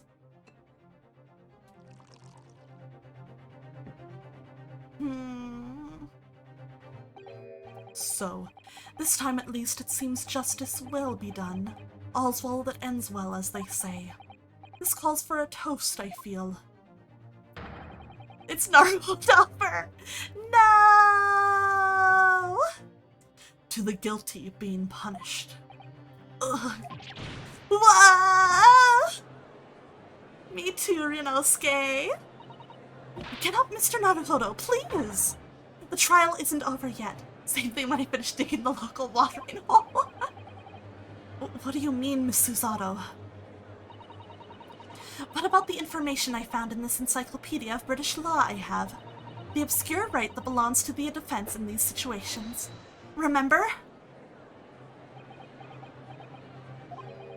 A summation examination. Yes, that's right. We don't have a jury in Japanese courts, of course. But here in a British court of law, if we can reverse the decisions of a majority of the jurors. Susato's jury tutorial, in case you forgot from the first game. We can force the trial to continue. It makes sense, because in Japan this was not released as a bundle, was it? They were released separately. This trial can't end now. Whatever it takes, I just can't let that happen. The defense moves to invoke its right to a summation examination, my lord. Why am I not surprised at my learned Nipponese friend's inability to admit defeat? You choose to cling desperately to some archaic rule you barely comprehend instead of accepting the truth. Yeah, it was originally 2 games on the 3DS. Yeah! I remember being so upset that it looked like it was never going to be translated. Yeah, it looked really impressive for a 3DS game. It looked so good! Like, I feel like this was really pushing what the 3DS kind of can do. It's really impressive. Certainly no other defense counselor in recent times has exercised the right to a summation examination. Because they all know that once the jury's mind is set, it cannot be altered. Not true, we've done it lots of times. Even by this point in the chronological timeline. Nevertheless, the right remains and must be upheld. The defense counsel's request is granted. The court will proceed with the summation examination, as outlined in the Encyclopedia of British Law. Thank you, my lord. Are you and your fellows prepared, Mr. Foreman? Believe me, my lord, we know all about this young lad's tenacity. And we're ready for it. Very well. In that case, ladies and gentlemen of the jury, I hereby call upon each of you. Old words for a guy who watched Ryunosuke change the jury's mind 1 billion times. Right? State the grounds upon which you find the defendant guilty of the crime for which he stands accused.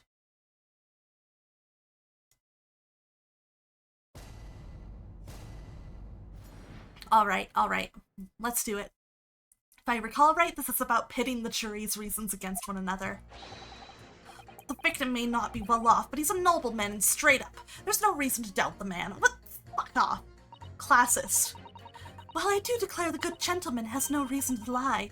In fact, I think he's rather splendid. Just look at the accused by comparison. He's Japanese, stoops all the while, and his mustache, very fishy. Can y'all stop being racist? There's no evidence to suggest the gang lead actor is a fraudsman, for now at least. Ugh, I really don't care, I just need this trial to end quickly. Shakespeare's OnlyFans. 3 hours of missing time is nothing when you reach my age, you know? Nothing at all. All these reasons suck. I knew it. Every single one of them seems completely convinced. It would seem that all the jurors have come to the conclusion that Mr. Shakespeare is a fine, upstanding, and honest citizen. If you ask me, they've all been bewitched by his strange theatrical movements. And sadly, nothing Mr. Natsume has said appears to have registered at all. Well, here goes. Let's not forget. I've pleaded with the jury on Soseki-san's behalf before and it worked. So you never know. Yeah, literally, why would anyone think that? This man is suspicious as hell. Come on. Before we begin, it might be an idea for me to remind you exactly how a summation examination works, Mr. Naruhodo. Oh. Well, you're still very new to British law, after all. That's true, I suppose. And Soseki-san's fate is entirely in my hands now, too. There's always a chance I might have forgotten some crucial detail. Perhaps I should hear Susato-san out. I wonder, should I let her talk me through it again? Or not bother? It has been a bit since I played. We're gonna refresh my memory, just to be safe. Alright, so if you remember, the key to changing the juror's mind is the things that they say themselves. I really appreciate that the tutorials in this game are optional, so there's there if you need them, but non-intrusive if you don't. Exactly! It's so nice. It's very, very helpful and nice, and it's like, okay, I got to just pick there if I wanted to hear this explanation again, and I was able to say, oh, I think this would be helpful for me right now. But for other people, you could easily just be like, no, I don't need it. Yes, it's coming back to me. First, it's important to listen very carefully to each juror's statement. Then, if it sounds as though one of those statements might contradict another, you have to pit the corresponding two jurors against each other to prove one or the other of them wrong. Yes, that's right. In many ways, it's very similar to a normal cross-examination. Alright then. All that remains now is to do it. Without further ado, please, counsel, proceed with the summation examination. Okay. Yes, my lord. Let's do it. Jury examination. God, I fucking hate Shakespeare in the back there. Fuck off. Okay. I'm gonna take a quick look. It has no reason to lie.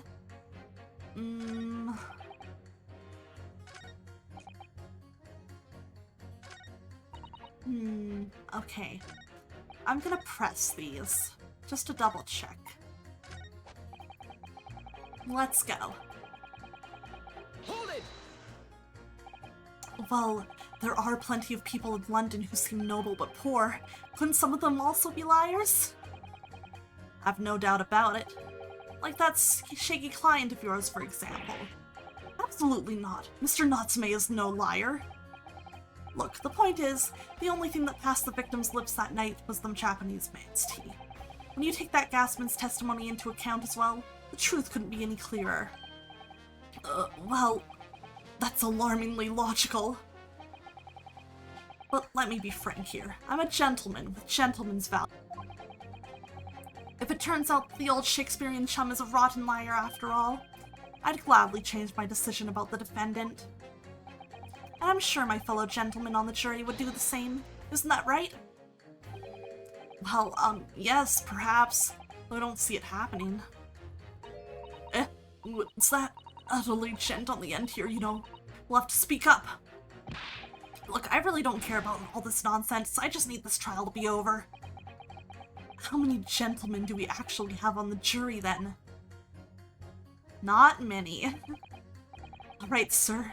I may hold you to that. Don't forget what you said. Man. Okay. Okay, it changed. If you can show me that the victim's a liar, I'll reconsider my position. Okay.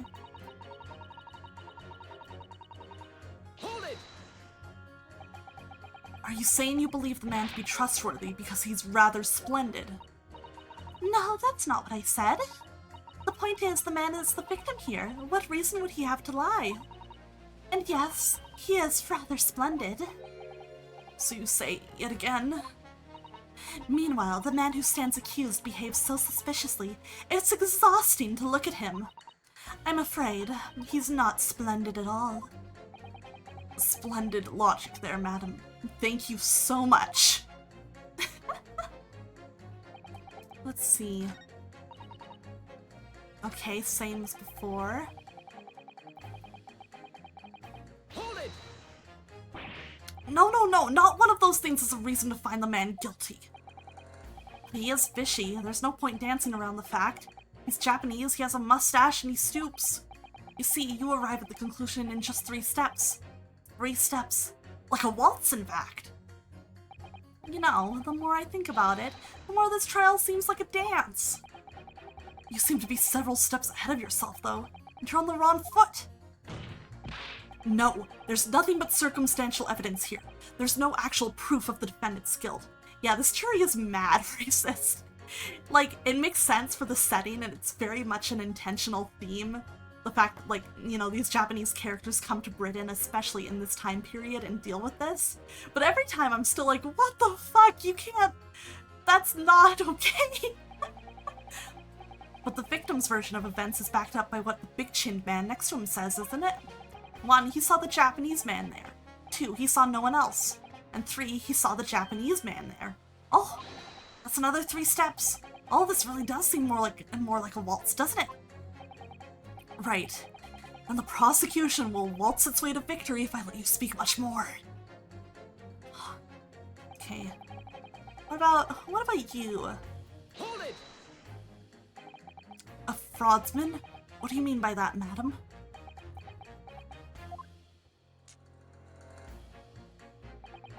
It really is a most tiresome problem for the company. Most irritating. We can be absolutely certain that a customer is stealing from us, but without hard evidence. We can't even threaten to take action for fear of being sued. Wait. Is she in charge of the gas company? I'm sorry, you've lost me a little there. Who are you? I'm the wife of Augustus Altamont, owner of the Altamont Gas Company. Ah, yeah. Good gracious, Altamont Gas, you say? Gas is the future of energy in this country and around the globe, but proper handling is essential. As I'm sure our employee from the East End branch office would be the first to agree. Absolutely, Lady Quinby. Gotta be used properly. Altamont Gas is the best in the world, of course.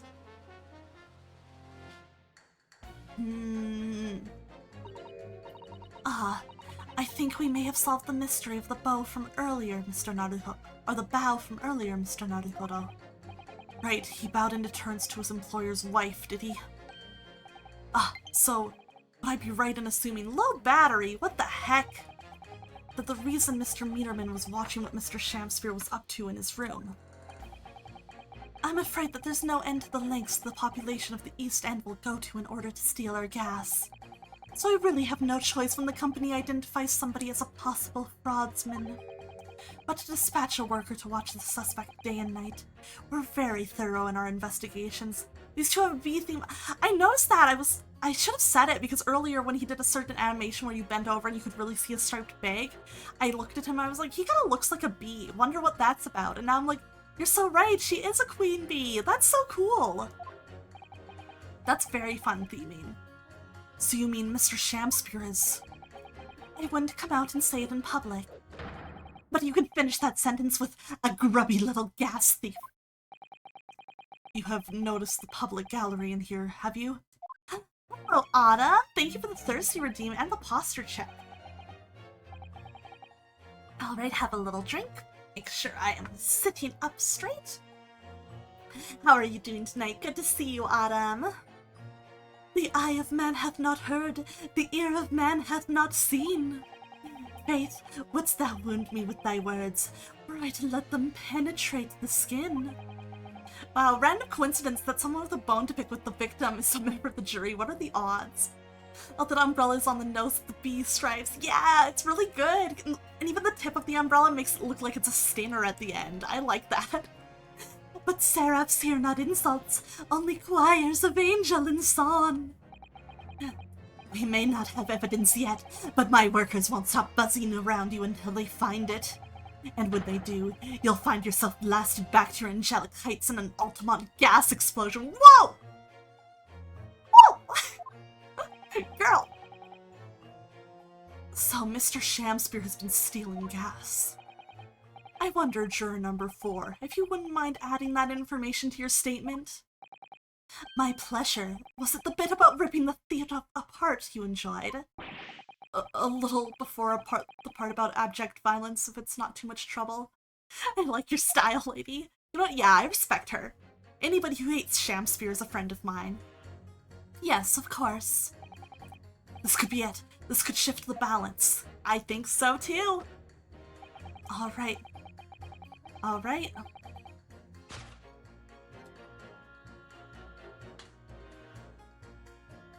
Alright, I think, yeah, we gotta pit these two against that witness who simps for her. I get it. You know what? Yeah, he's valid. Objection. Let's do it. Those two statements clearly contradict each other. Good gracious! To whose statements do you refer, counsel? Juror number 1. What are you yelling about, lad? I presume you've heard juror number 4's statement, made by the wife of the owner of Altamont Gas. Well, yes. The victim, who you claim to be a noble, straight-up man, in fact, turns out to be a common thief.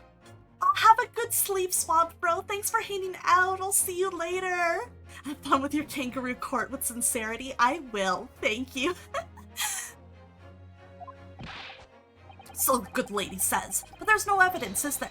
You and I both heard them say as much.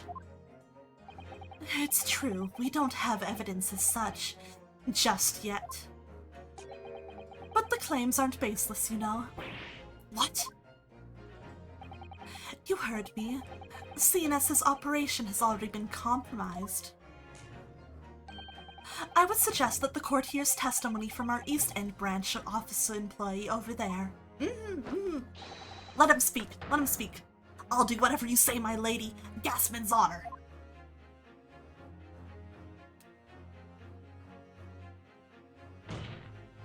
Juror number 1, you say you're a man of your word. If I could show that Mr. Shamspear was a liar, you assured me that you would reconsider your decision about the defendant's guilt. Yes, I did say that. As a man of honor, I'll hold to it, as I'm sure the other gentlemen of the jury will. You know what? I respect you, Mr. Foreman. Hell yeah. Me? Oh, well, yes. Now that we found out the man's a liar, perhaps we ought to consider the matter further.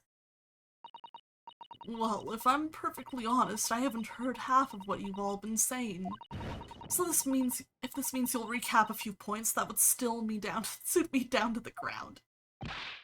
Oh no, I'm not having any part of this. I want this trial over and done with. In that case, I shall change my leaning. So, Mr. William Shamspear, if that is your real name, we of the jury demand to know exactly what kind of a man you really are. You know what, old man? I respect that. Old man judging with vibes alone. Good for him. Okay, good, good. We've got the leaning back towards innocent. That's 4 jurors. 4 for not guilty. Yes, Mr. Naruhodo! Victory! Yay! We did it. Order! Order! Well, this is quite extraordinary, I must say. As a result of the defense's summation examination, the jury's leaning has changed. Wait, this is the wrong voice for the judge! Now only 2 jurors say guilty, whilst 4 say not guilty. Fun reminder that this old man saved Shom's life in the last case of the first game. I forgot about that. Oh my god. Thanks, old man. I therefore declare this court to be in a state of disaccord, and order the trial to continue. Yay! Yeah, take a sip, babe. Order, order, bailiffs. God. Oh, fuck, I forgot he also throws it into the fire. You've spoilt the bouquet, Mr. Shamspear. Uh-oh. The ladies and gentlemen of the jury now find they are unable to trust you, the victim. But you gods will give us some faults to make us men. So God mend me, I do swear. I've not seen that clip. Is that a reference? Is that something you can send over to me? I'm curious now. This gasman speaketh that which concerns him most, not but gas, not but thin air. Aye, it burneth bright a while, but it hath no substance, and it doth reek foul. You have that sound clip as Discord? You'll DM it? Awesome, I'll keep an eye out for it. Oi, what'd you say? Do I take it, Mr. Shamspear, that you deny the allegations of gas thievery?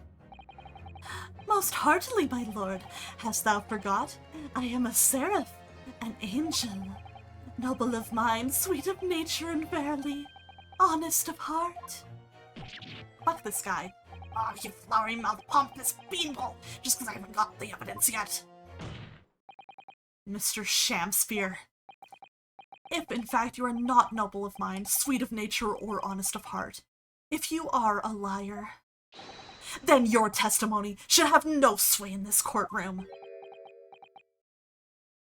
You send it? Okay, let me see. Let me see.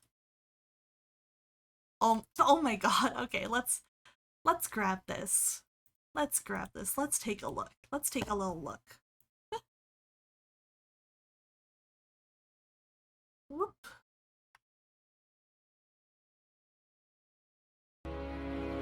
Smack his nuts! Smack him! What? Order! Order! Bailiff, smack his nuts! What? No! Who do you think you are? You can't do this to me! Ah! Ah! Oh my god. You know what? Yeah, that's Ace Attorney. That's Ace Attorney for sure. That is what I want to have happen to Shamspear, for sure. Would love to see it. It is my considered opinion that at the present time no other possible culprit of this crime has been identified. All testimony heard by the court thus far heavily implicates the defendant. Why is that guy smack sounds like a Realm Reborn guy? This is how shit that's made of me.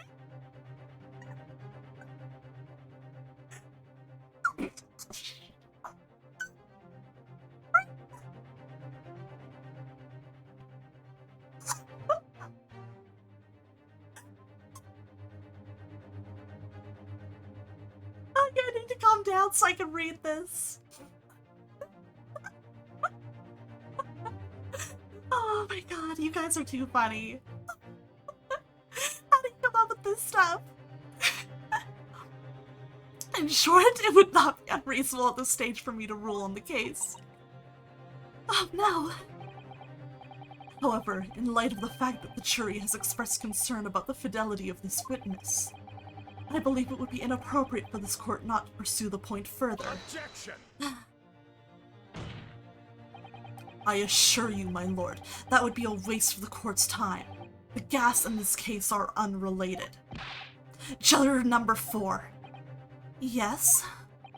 Didn't you say before that although you had no hard evidence to prove this man has been stealing gas, you have strong grounds for suspecting him? That's right, we do. Don't we, worker? Your Honor, I'd like to call a professional witness. This witness is an expert in Shamspear sucks ass. True! That's what this worker is. That's what Meterman is. Absolutely, Lady Quinby. Gasman's honor. Oh, she's Lady Queen Bee! Queen Bee! Very well then. We will hear your testimony now. You will tell the court precisely why you believe the victim, Mr. William Shamspear, has been stealing gas.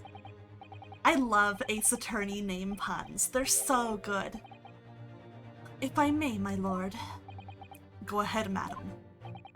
This worker's testimony may have a significant bearing on the good name of my husband's company. Therefore, I should like to take the stand alongside him in a supervisory role, if you wouldn't mind. Oh, sure, pretty lady, please. A drone bee, a drone bee, and queen bee. That's so good. I love that. Woohoo! Oh yeah, sweetest honey. Yeah. Very well. As an exception, I shall honor your request. You know what, a drone? Understandable, yeah. You know, we respect this simp. He chose a good simp. Like, a good simping, like, subject. We respect it. Thank you, my lord. You wait till the boss gives you an earful. Oh, it's gonna sting you, mark my words. So, you will both testify before the court. Yes, let the juror take the witness stand. This is so not a mistrial. Oh, Ace Attorney. On the subject of the illegal consumption of the Altamont Gas Company's fuel. Yes, is that clear, my good man? Clear as Altamont gas, my lady, which is the clearest in the world. Bow. Slash bow. Do you think the gas has gone to his head, Miss Susato?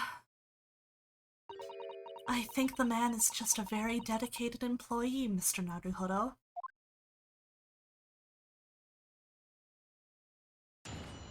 Alright, let's do this. Oh, thank you for dropping by, Q. Please have a good night. It was nice to have you here. I'll talk to you later. Bye-bye. I'm proud to be the company's East End branch investigator and meter money collection agent. Susato over there, I wish I had someone to sip over me that hard. No, it's a girl's dream. Altamont gas meters accept threepenny bits, each coin giving customers about 2 hours of gorgeous gas. And yet, the meter in Mr. Shamspeare's room didn't have a single coin in it. A meter that doesn't appear to have been tampered with, though, and the collection agent has the only key. Somehow, he's using all the flaming gas he wants without paying a penny. That's not thieving, what is? I think I get it. The soap. The round indentation in the soap. And the puddle underneath the gas collection. It's all coming together, baby. All right, she has Ray! Oh my god, I loved Ray. Her and Ray are so cute. Pray forgive the discourtesy. The irrelevance of this testimony caused me to turn to my hallowed chalice. You literally drove me to drink. Ah, yeah, it's all coming together. Yes, I am in my mind palace. I am BBC Sherlock right now. In this moment. What do you mean by that remark, Lord Von Zeeks? Did the mustachioed Nipponese poison the Gainling excuse for an actor, or didn't he? That is all that should concern this court. And yet, now we must listen to this abhorrence. Clearly, what separates the vast British Empire and your Eastern Island nation is more than geographical distance. Shut up! But this could turn out to be crucial testimony. The cross-examination must go ahead. Oh wait, the bottle too now, bro. Do what you will. Lord Van Zeeks appears to be in a violent mood. Ooh. Yes, he does.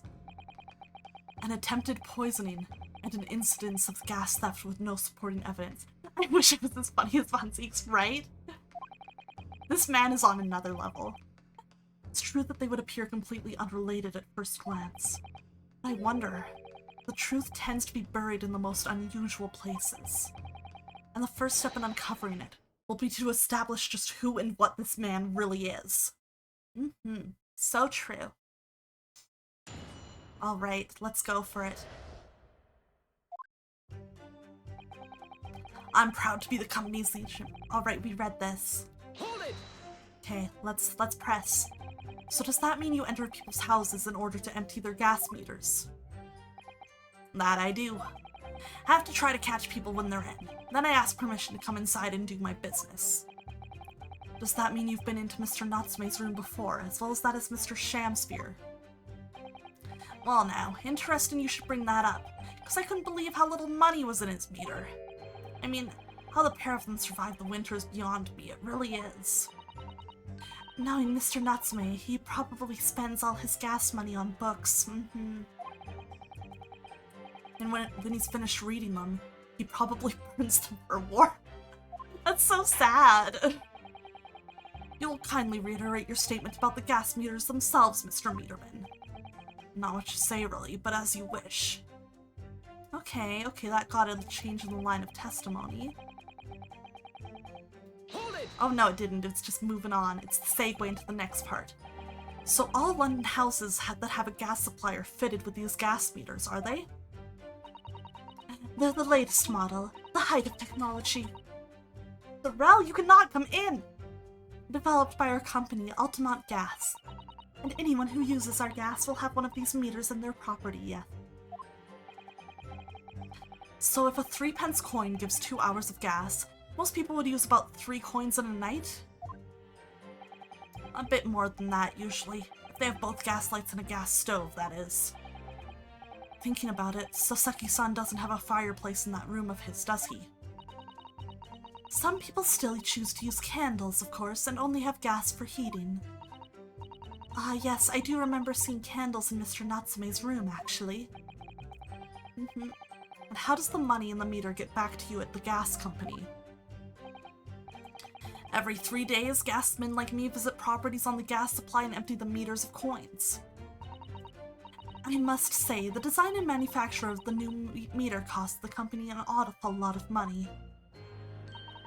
But happily, it did put a stop to people not paying their dues. For the most part. Because they have to pay in advance, you mean? Yes, exactly right. Alright. Hold it! Out of interest, how long has this been going on? Weeks and weeks! He's been pinching gas off us for ages. And you've examined the meter in Mr. Shamsphere's room, I take it. Naturally, we took it off the wall and went over it with a fine-tooth comb. And found nothing suspicious at all, I presume. No, I'm afraid we didn't. Which is exactly why I demanded a new type of meter to be produced. One with an indestructible lock. The Shamsphere Special! That sounds like it would have cost an awful lot of 3-penny pieces. But even after all that, the rascal's meter was still empty. I'll never forget the humiliation. When I opened up the money box and found it bare. You what? I said. You what? Imagine being such a notorious thief they name a lock after you. Right? I feel like that'd be a sign that you really messed up and you're not actually that good. It's funny because I feel like he could have gotten away with this if every once in a while he just put in a coin or two, for real. They would have been like, damn, he's hardly using any gas, but he is paying. And the look on his face, that smarmy smile of his. I pulled the meter straight off the wall and took it back to the office. But you know what? Nothing. Not a trace of it being jimmied open anywhere. Not a single sign. What's happening with my salary as a result? Down by 3 shillings a day, that's what. A life-threatening situation in a number of ways. Incidentally, what became of that meter? Nothing became of it. I've still got it. Oh. Right here. Thanks for bringing that. No wonder they call you Mr. Meterman. I think it would be prudent for the court to sequester this item while the trial is ongoing. Alright, nice! Definitely. Although at first glance, there doesn't appear to be anything unusual about it. Let's move this along, shall we? Continue with your testimony. No, I'm gonna look at that first. I want a closer look.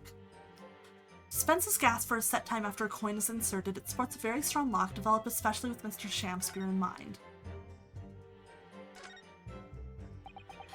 It's a very sturdy looking padlock, isn't it? And the money box is sealed with beeswax too. So if Mr. Sholmes were to get up to any mischief, he'd be found out immediately. Mr. Naruhodo, mischief of that kind is not the sort of thing that Mr. Sholmes would. You know you didn't finish that sentence, don't you? Well, anyway, it's understandable that the gas company would want to safeguard the money that's rightfully theirs. But it does feel a little over the top, perhaps, doesn't it? And anything else here I can look at with it?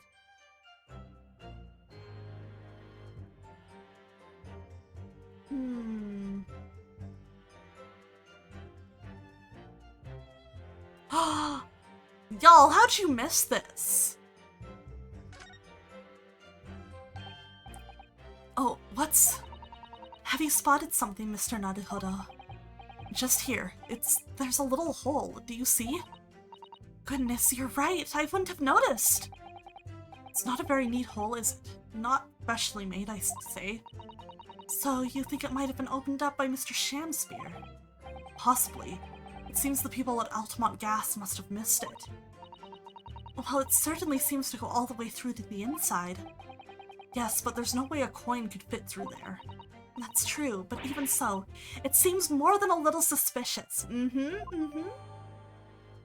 Okay, so the soap was being lined up outside on the windowsill, and there was, like, you know, an indent in the soap inside with a coin. I think he is, like, freezing water in the soap in the shape of a coin, and then letting it all leak out onto his floor when it melts. I think that is what is going on here. That explains all of the soap and stuff. Alright, it's a tiny hole in its base. We just gotta figure out a way to present that. Though I would say it has as much value as the contents of that meter. Oh, it has so much value. Oof. The meter doesn't appear to have been tampered with, though, and the collection agent has the only key. I think this is what I need to present. I'm just gonna say, like, hey, there's a hole in it. Objection. Yeah. Lady Altamont, I'm afraid to say that this meter clearly does show signs of having been tampered with. What? Get away! I've been over and over that thing! There's a hole in your testimony, ma'am. I'm telling you, there's nothing wrong with it. In that case, what do you have to say about the small hole that's been made at the base of the coin box? Hole? What? You're right. You're quite right. There is a little hole there. The meters aren't supposed to have that. None of the others do. In other words, we can assume that Mr. Shamspeare secretly opened up this hole himself. Yes, I wouldn't be at all surprised. But why? Yeah, why? I mean, it's tiny. You couldn't get a farthing through that. Lady Altamont, I wonder if you could give the court some more details about your meter design. What sort of details? Well, what I'd specifically like to know is how it differentiates coins. How does the meter tell the difference between different coins? What do you mean? Well, for example, if someone were to put in 1 penny coin, that wouldn't work, presumably, would it? No, of course not. So, well, how does the meter know that the coin that's been fed is a through penny bit? Ah, I see what you're getting at now. The meter tells coins apart by their shape and size, which includes their thickness. I love this sprite with her spinning the umbrella. It's very fun. A through penny bit is about 3/4 of an inch in diameter, you see. Other coins just won't fit. Ah, I see. It's clearly been very well thought out. The witness will amend her formal testimony with that information in case it is pertinent. It's very pertinent, thank you. As you wish, my lord. Okay, what is this new line? The meter's designed for coins the exact diameter and thickness of a threepenny bit. Nothing else will fit. But conversely then, it would seem that anything matching a 3-pence coin exactly in terms of diameter and thickness would equally well be used. Would, that be true? Well, yes, in a way. The weight comes into it in a certain extent as well. We've thought that through anyway. If I find any fake coins inside the coin box when I empty the meter, contract says the customer has to pay 100 times the amount they diddle as fine. We live for moments like that, us gasmen do. Live for them. It would seem the gas company has thought of everything. Woohoo! Hurrah for gas! Hurrah for cash! Altamont all the way! Man, this is just like certain parts of Canada. That's quite enough of that. Remind me, how big are threepenny bits? About 3/4 of an inch across. What do you think, Mr. Naruhodo? Is this 2 centimeters measurement significant? Or perhaps there's some other aspect of the meter's construction that we should be focusing on? Yes, you may be right. Perhaps I should try a different tack here. Like asking about whether the meter can be dismantled, for example. No, this is all I need. Love it so much when the character sprites interact with each other. Me too. Let us return to the testimony. Of course, my lord. As I was saying, Altamont meters are unsurpassed. They can't be manipulated. Somehow, he's using all the flaming gas he wants. Okay, we need to go back to here. Okay, so I'm gonna just double check. Yeah, we can examine this again for more info. Okay, there's circular depression, but 2 centimeters across. Or 3/4 of an inch. Ah, do you think? We did find the soap at the scene, didn't we? Yes, there were 2 bars on that little ledge just outside the window, so we took this one. But I'm sure that when we first found it, there was some sort of reddish medallion in the middle of there. I remember it clearly. Yes, but there's no sign of it now. Where could it have gone? I think I know where. Alright, perfect. Let's go, let's present this. Objection. Nice! I love when things come together like this. Let me just confirm something here. The diameter and thickness were to be correct. I know with the color, he wasn't freezing water. Did he freeze the tea? Reddish brown is a tea color. The meter would accept any object as if it were a threepenny bit. Is that correct? Yes, that is correct. Well, by something of a coincidence, while we were investigating Mr. Shamspeare's room, we found a particular item that matches the dimensions perfectly. Something the same size as a threepenny bit. What was it? The item in question is this. What? Have you been inhaling gas? That's a bar of soap! It certainly looks nothing like a threepenny bit, I must say. It looks like I'm going to have to point out exactly what I mean here. Oh, don't worry, I can do that easy. What's so important about the soap is this part here. There's that funny little round depression in the middle of the soap. Oh, yes, I didn't present it. It's a circle almost 3/4 of an inch in diameter. Yeah. It's part of the soap. This part of the soap I need to show to court. I know, I pressed the wrong button. Got it. You have to turn over the soap to see what I mean. Oh, are you referring to that round depression in the middle of the soap there? That's right, a depression that's approximately 3/4 of an inch in diameter. Or in other words, almost exactly the same size as a threepenny bit. Get away! Oh my gosh! An Essie Opal raid! Oh my gosh, Essie, my beloved! Oh my gosh, how are you doing, Essie and Freya? Freya ate cat food, 14% correct, oh no! So it sounds like I know you guys were doing a Guess the Pokemon stream. Sounds like Freya did not do so great, huh? But hello, everybody. If you are not already following Essie, you really should be. Essie is a wonderful fellow member of Prismaria and a great, great friend of mine. They are wonderful. Freya's wonderful. I'm so glad Freya's traumatized. Hooray! Freya scared the shit out of Essie? How? What'd you do? How'd you manage that, girl? Oh my gosh.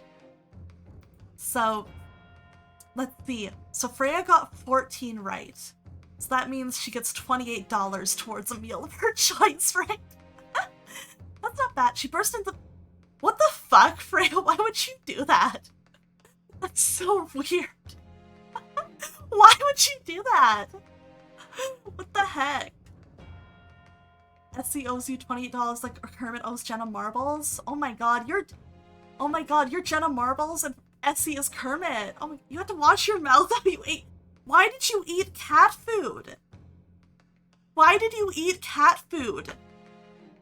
When I was at the stream, you were eating seaweed for punishment, and you like seaweed. What? It was the... Oh my god. Well, we're getting 70 wrong. You know, Freya, that's just life, isn't it? I hope you guys had fun, though. It sounds like it was really good. I'm definitely gonna have to go back and watch the parts of the stream that I missed out on, because oh my god. It sounds insane. Sounds incredible. Oh my gosh, I'll give a quick introduction for anyone who doesn't know me. Hello, my name is Aqua Sereni, and I'm a Mermaid VTuber who traded her brain cells for legs. I'm playing the great Ace Attorney tonight, and we are in the middle of a trial. I just had a real big brain moment. I pieced all the evidence together, and I'm a smart girl. Yeah! One brain cell moment. Oh, my glasses are back! Thank you, Essie! We're back to being Megane. But if you guys need to step away for anything, I know you were streaming for a long time. If you need a break, feel free to step out, but it's really good to see you guys. If you want to stick around, I'm happy to. I'll thank you for the link, Sherelle. I will watch this later after my stream.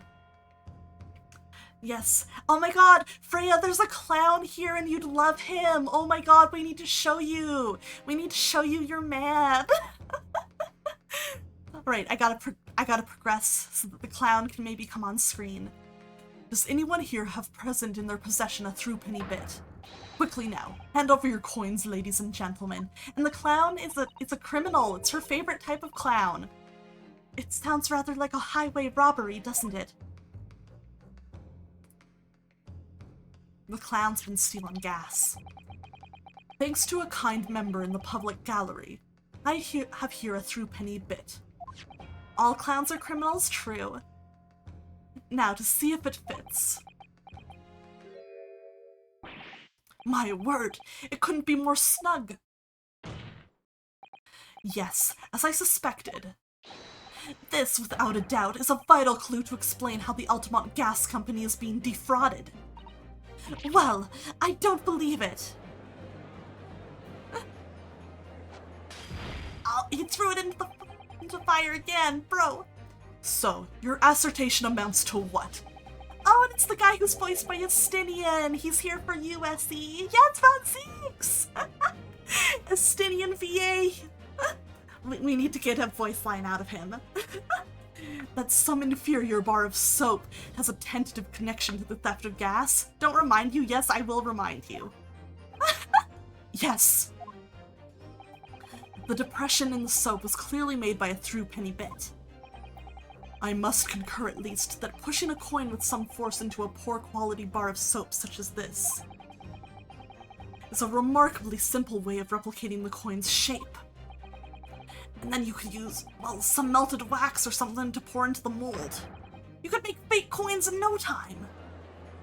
It would be super easy that way. This brings all the pieces of the puzzle together. It's the method Mr. Shamspear has been using to steal the gas. That's the missing link. And now, if I follow the chain of thought, it's going to bring me to a new explanation for what happened that nobody's considered yet. But this is all nonsense. If the man had been making fake coins, my worker here would have found them when he emptied the meter.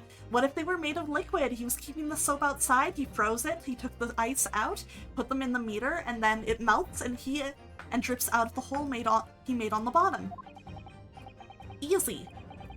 Quite true, Lady Altamont, in the absence of some black magic that could make them disappear. I see. That's what we're dealing with, is it? There is one form of black magic that could cause the fake coins to disappear into thin air, yes. Oh, you know what's happening when the prosecution starts agreeing with me. Exactly, and the meter here gives it away. What on earth? There are remnants of the magical method used visible on the gas meter taken from the victim's room. If that is your assertion, counsel, the defense will identify these remnants for the court at once. Where on the meter can remnants of the method used to make fake coins disappear be seen? I would assume... Okay, I'm gonna just double check. Yeah, I'm gonna go with the hole. It seems like the obvious answer. Present hole. Got it! We found this bar of soap at the scene of the crime, just outside the victim's window. Outside! Yes, outside, where you yourself, Mr. Meterman, were loitering in the freezing winter air. That's where we found this soap. Ah! I get it! That's right. The answer, of course, is ice. My brain, my mind. Did you say ice? Mr. Shamspear has been leaving soaps like this outside his window each evening, filled with water. After a night outside in the bitter cold, the water is completely frozen solid the next morning. Then he takes his fake coins of ice and feeds them into the gas meter, giving him light and warmth in spades. As his room becomes very comfortably warm, the ice now inside the meter's coin box melts, turning back into water and draining harmlessly away through the small hole made in the underside of the meter. That is how, without leaving any evidence of his wrongdoing, this man has been stealing Altamont gas.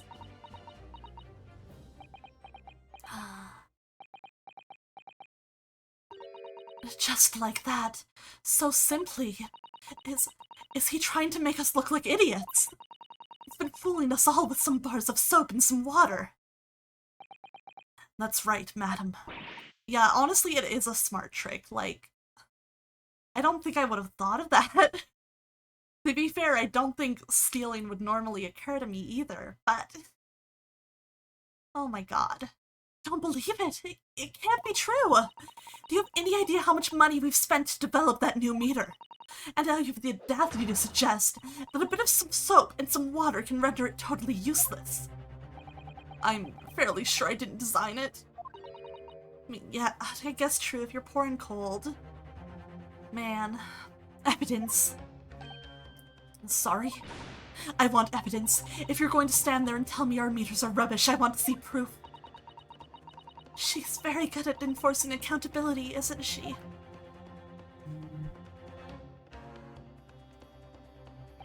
Very well, Lady Altamont. If you'd like evidence, I'll provide it. What? Mr. Naruhodo, are you sane? You do actually have evidence to support this theory? I did notice a trace of something that bothered me a little at the time. But I have a feeling that this theory we've come up with now could explain it. The piece of evidence that substantiates the theory about how Mr. Shamspear has been stealing gas is in the photo! See? This puddle! I noticed it at the beginning of the stream! It all comes around, baby! This is a photograph of the scene at the point when the victim was discovered, taken by Inspector Gregson. And it clearly shows the remnants of the crime carried out by Mr. Shamspear. What remnants? You know, the obvious puddle. Here you can see the gas meter on the wall in Mr. Shamspear's room. Now, look closely at the floorboards directly underneath the meter. Oh, what is that? Some kind of grubby stain.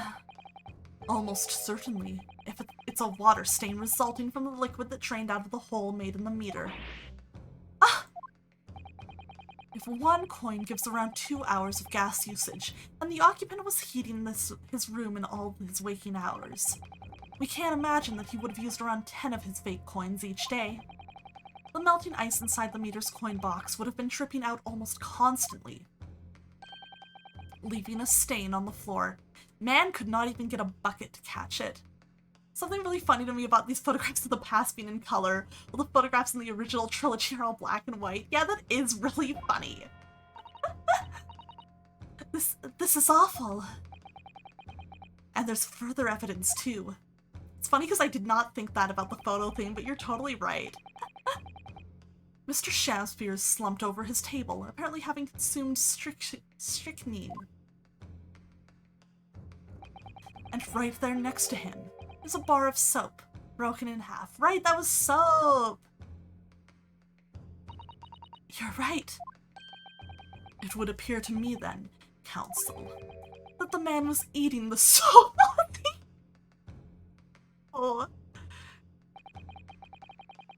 Pardon me for disagreeing with your lordship, but certainly not.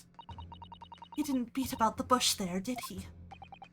In truth, Mr. Shakespeare was found with a fork in his hand.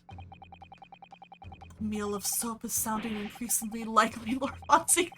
You mean to say he was using that fork to... Nodders. Yes. To extract a frozen coin from the bar of soap. Ah! But the bar broke in half. So perhaps it didn't go very well. Good gracious! Oh man. Yep, I know you're pissed. Let it all out, dude. Have your little tantrum, it's okay. Lord Von Zeeks! I was throwing my hand up in despair. And happened to catch my hallowed bottle on the way.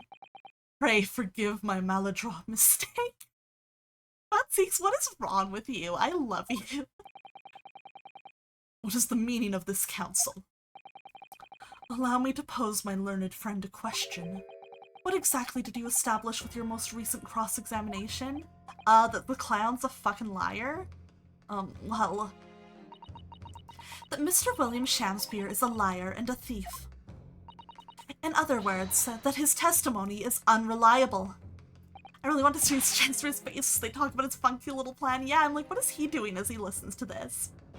That's it. That's exactly it. Very well. Let us assume the man is a liar. Now allow me to pose another question. What possible difference does that make? Well, we know that suicide can be discounted. Scotland Yard's investigation revealed no sign of another vessel that contained poison. And on the night in question, there were no visitors to the room except the accused.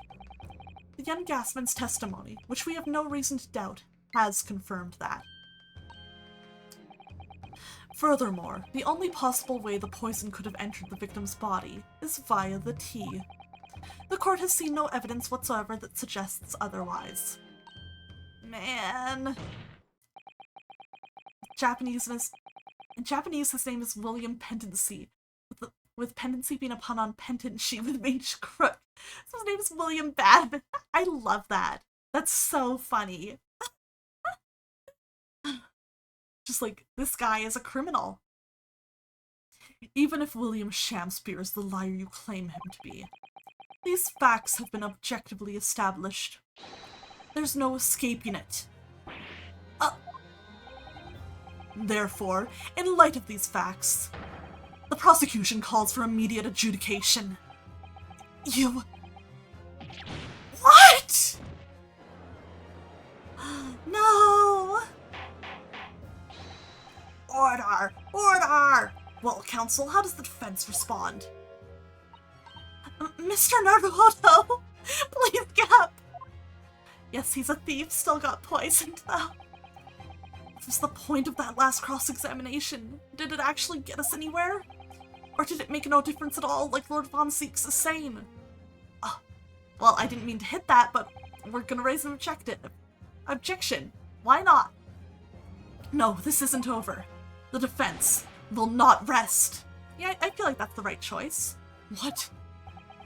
But, counsel, you've successfully explained everything. Yeah, don't think, just object. Just keep trial going. Just keep trial going. I can bluff my way through it. That's what Ace Attorney's taught me. You've identified and substantiated the unscrupulous method employed by Mr. Shamsphere to consume gas.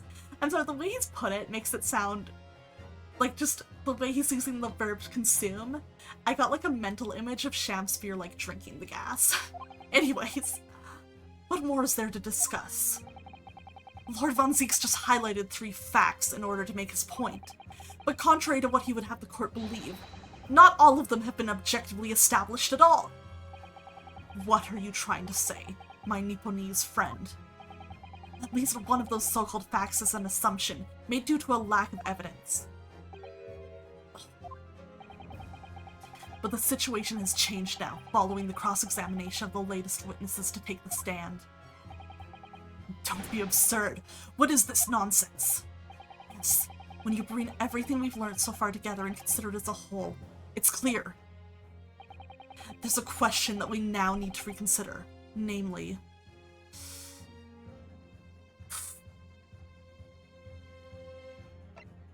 I think was there poison in the tea?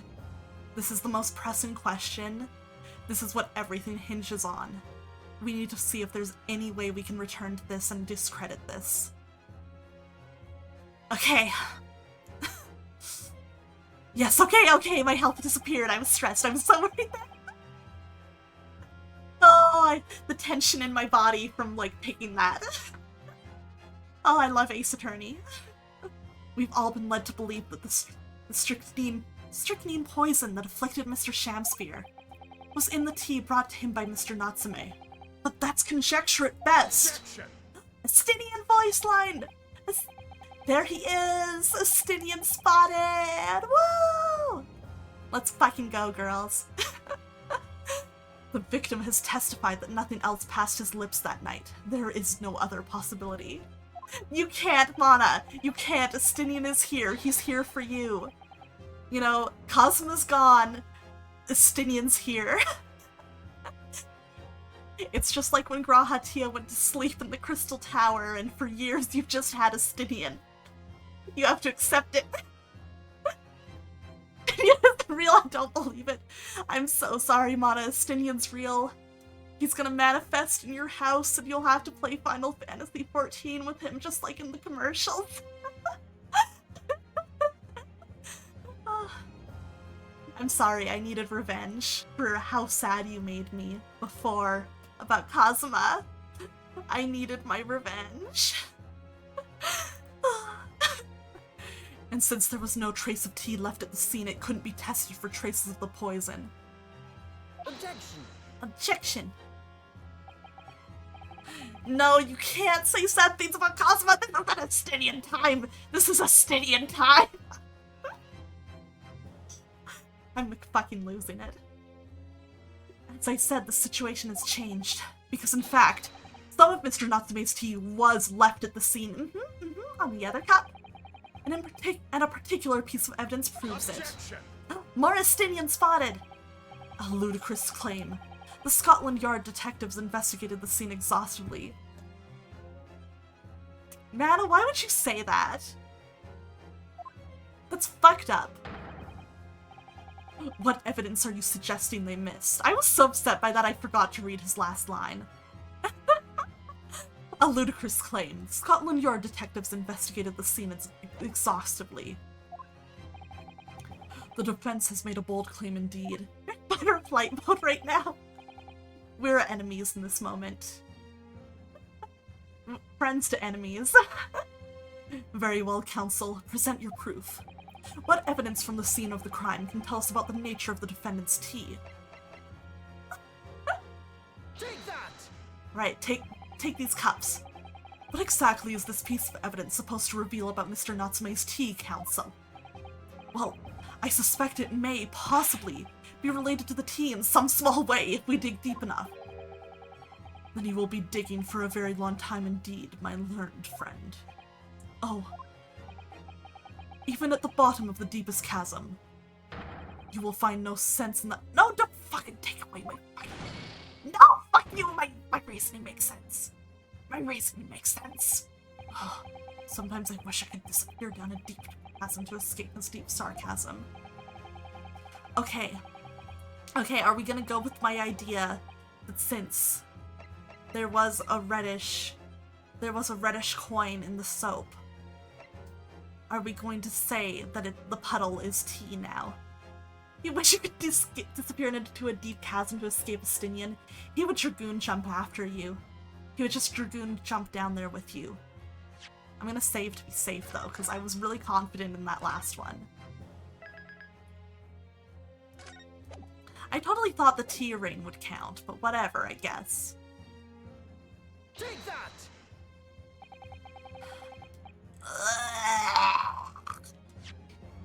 No, it's all good. You are not. You are not. This is fun. I'm enjoying this battle. You're not derailing me at all. I would be going through these same motions either way. Okay. Let me double check then. Everything. Oh, what if...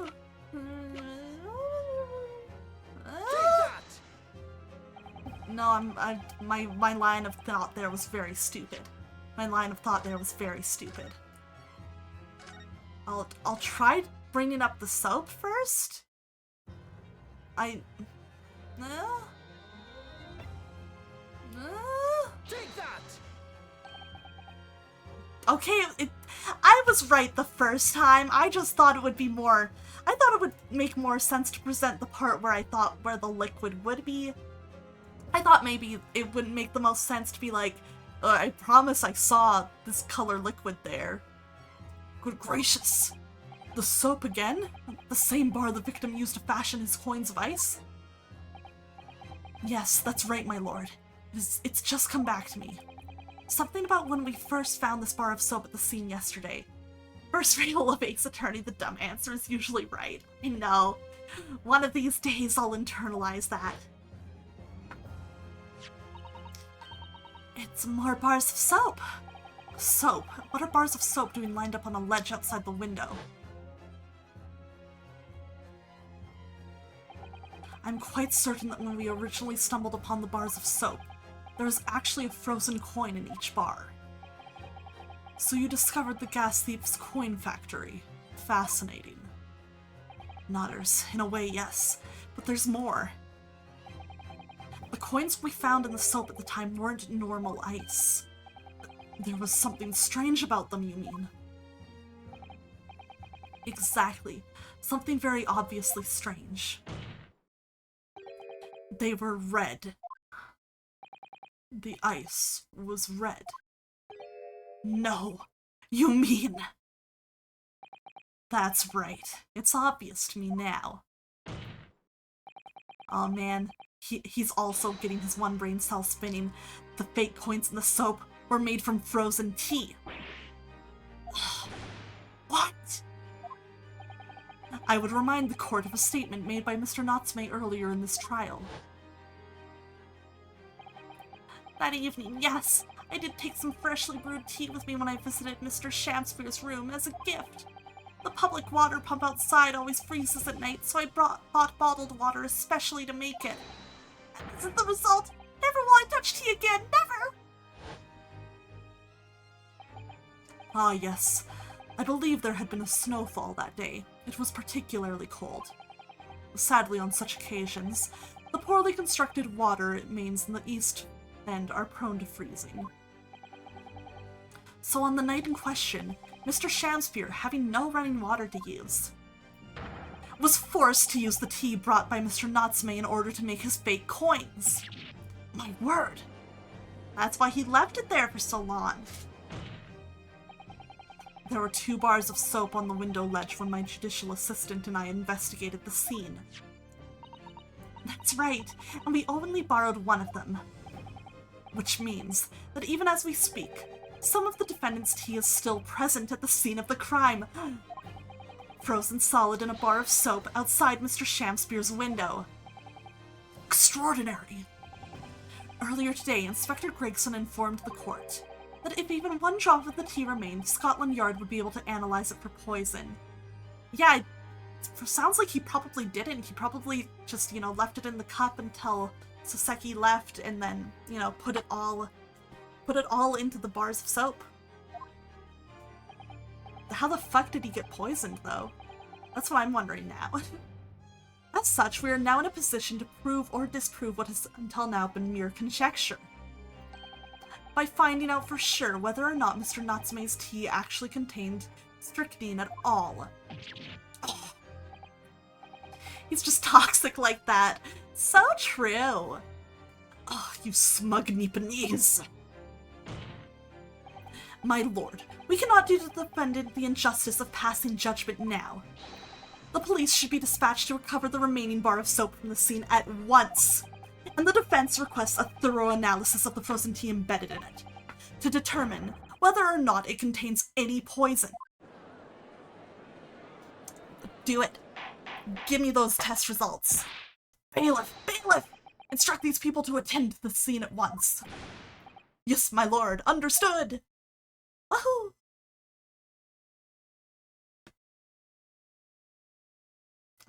This is my victory dance for figuring something out. Okay, it's making me dizzy. I'm gonna stop. I bet he used the fork to mix something and the soap leached into it and poisoned him. Maybe. That's an interesting way of thinking about it. That's a possibility.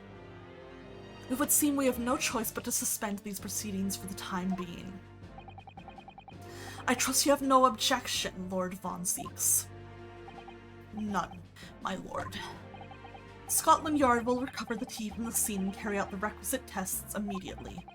The trial will resume at the same hour tomorrow. The prosecution and defense may conduct further investigations as appropriate in the interim. Yes, my lord. Hell yeah, day one of the trial complete! We did it! Whew, that wasn't too bad. I got through most of that pretty well, I think. Hee hee hee. Well, we managed to scrape through there somehow. Thank you, counsels. Court is adjourned until tomorrow. Yeah, we did it. All right. To be continued. Yes, we will save. Let me look at... I want you to know that when the first game came out, Shamster was one of the biggest clues there would be a second game because it was just there with no explanation. Yeah, I remember that. I remember, like, I don't know if I brought it up, but I was sitting there on the last trial of the first game and being like, they sure showed us that weird Shakespeare guy, and then he just left wordlessly and nothing was ever done with him as a character. And I was like, what? What was the point of him? We're way overdue for a new Ace Attorney game. We are. I would love to see another one. Even if it's not mainline, I would love, love, love to see more spin-offs and stuff. Like, because I think having a new cast has been really good for this, and it's been really fun. As much as I do love mainline Ace Attorney's cast, it's fun to see some new characters and them explore some new settings and stuff. They sure showed us a clown for no reason. God. Unbelievable. Alright, though. Yeah, I hope they make another new Ace Attorney game. It's another new cast. Me too. I think it would be nice. As much as I love Phoenix, like, I think it's very refreshing to have a new cast. Alright. We are going to return to just chatting. This will be where I wrap up stream for today since it's a good stopping point and we have been going for about 3 hours now. So I'm gonna go look for somebody that we can raid. Let me see who's online. If anybody has ideas for a raid message, please feel free to suggest them. I'm always happy to take suggestions. Oh, I see somebody we could raid. Let's go watch some Paper Mario, guys. A good friend of mine is doing some Paper Mario. And thank you for coming by, Mana. It was so fun to have you here. Even though you made me hurt with Kazuma, at least in a way it was a good hurt because I got to remember him. But alright. Alright. Let me see. You know what? No, it was very funny. I loved the violence. A key component of my streams is me getting owned. Like, it's not an Aqua stream if I do not get owned during it. It's a very important. Excuse me, sorry, I meant to mute that cough, but I did not get to. Alright. Well, let's... I think my good pal Nabu would like this kind of raid message. I think he would be amused. Didn't get owned as bad as Cosmo, what the heck? What the heck? You know what? No, we're gonna use this emote for this raid message. Good night, Mana. Good to see you. Alright. If you are a sub, please use this sub message, or this raid message. Mystery Soap Raid. If you are a non-sub to the channel, you can use this sub message. And we are going to sub my good friend Nabunon, who is playing some Paper Mario, which is very relevant considering the fact that Thousand Year Door is getting a remake, a port. So that's super fun. Let's go check it out. That's a game that I really enjoyed in my childhood. So I'm very excited about the new game coming, or the remake of it coming out. But go pass on your positivity, your love, your everything to Nabu. He's very good, he's very funny, he's very chill and good vibes. Absolutely a streamer worth your time. I will be back tomorrow night at, I believe, 7 p.m. PST. I'll be continuing to read Psychedelica of the Black Butterfly with my friends Freya and Rune. So I will see you guys here tomorrow night if you are able to make it. If not, have a wonderful weekend. See you later, and I love you all. Goodbye!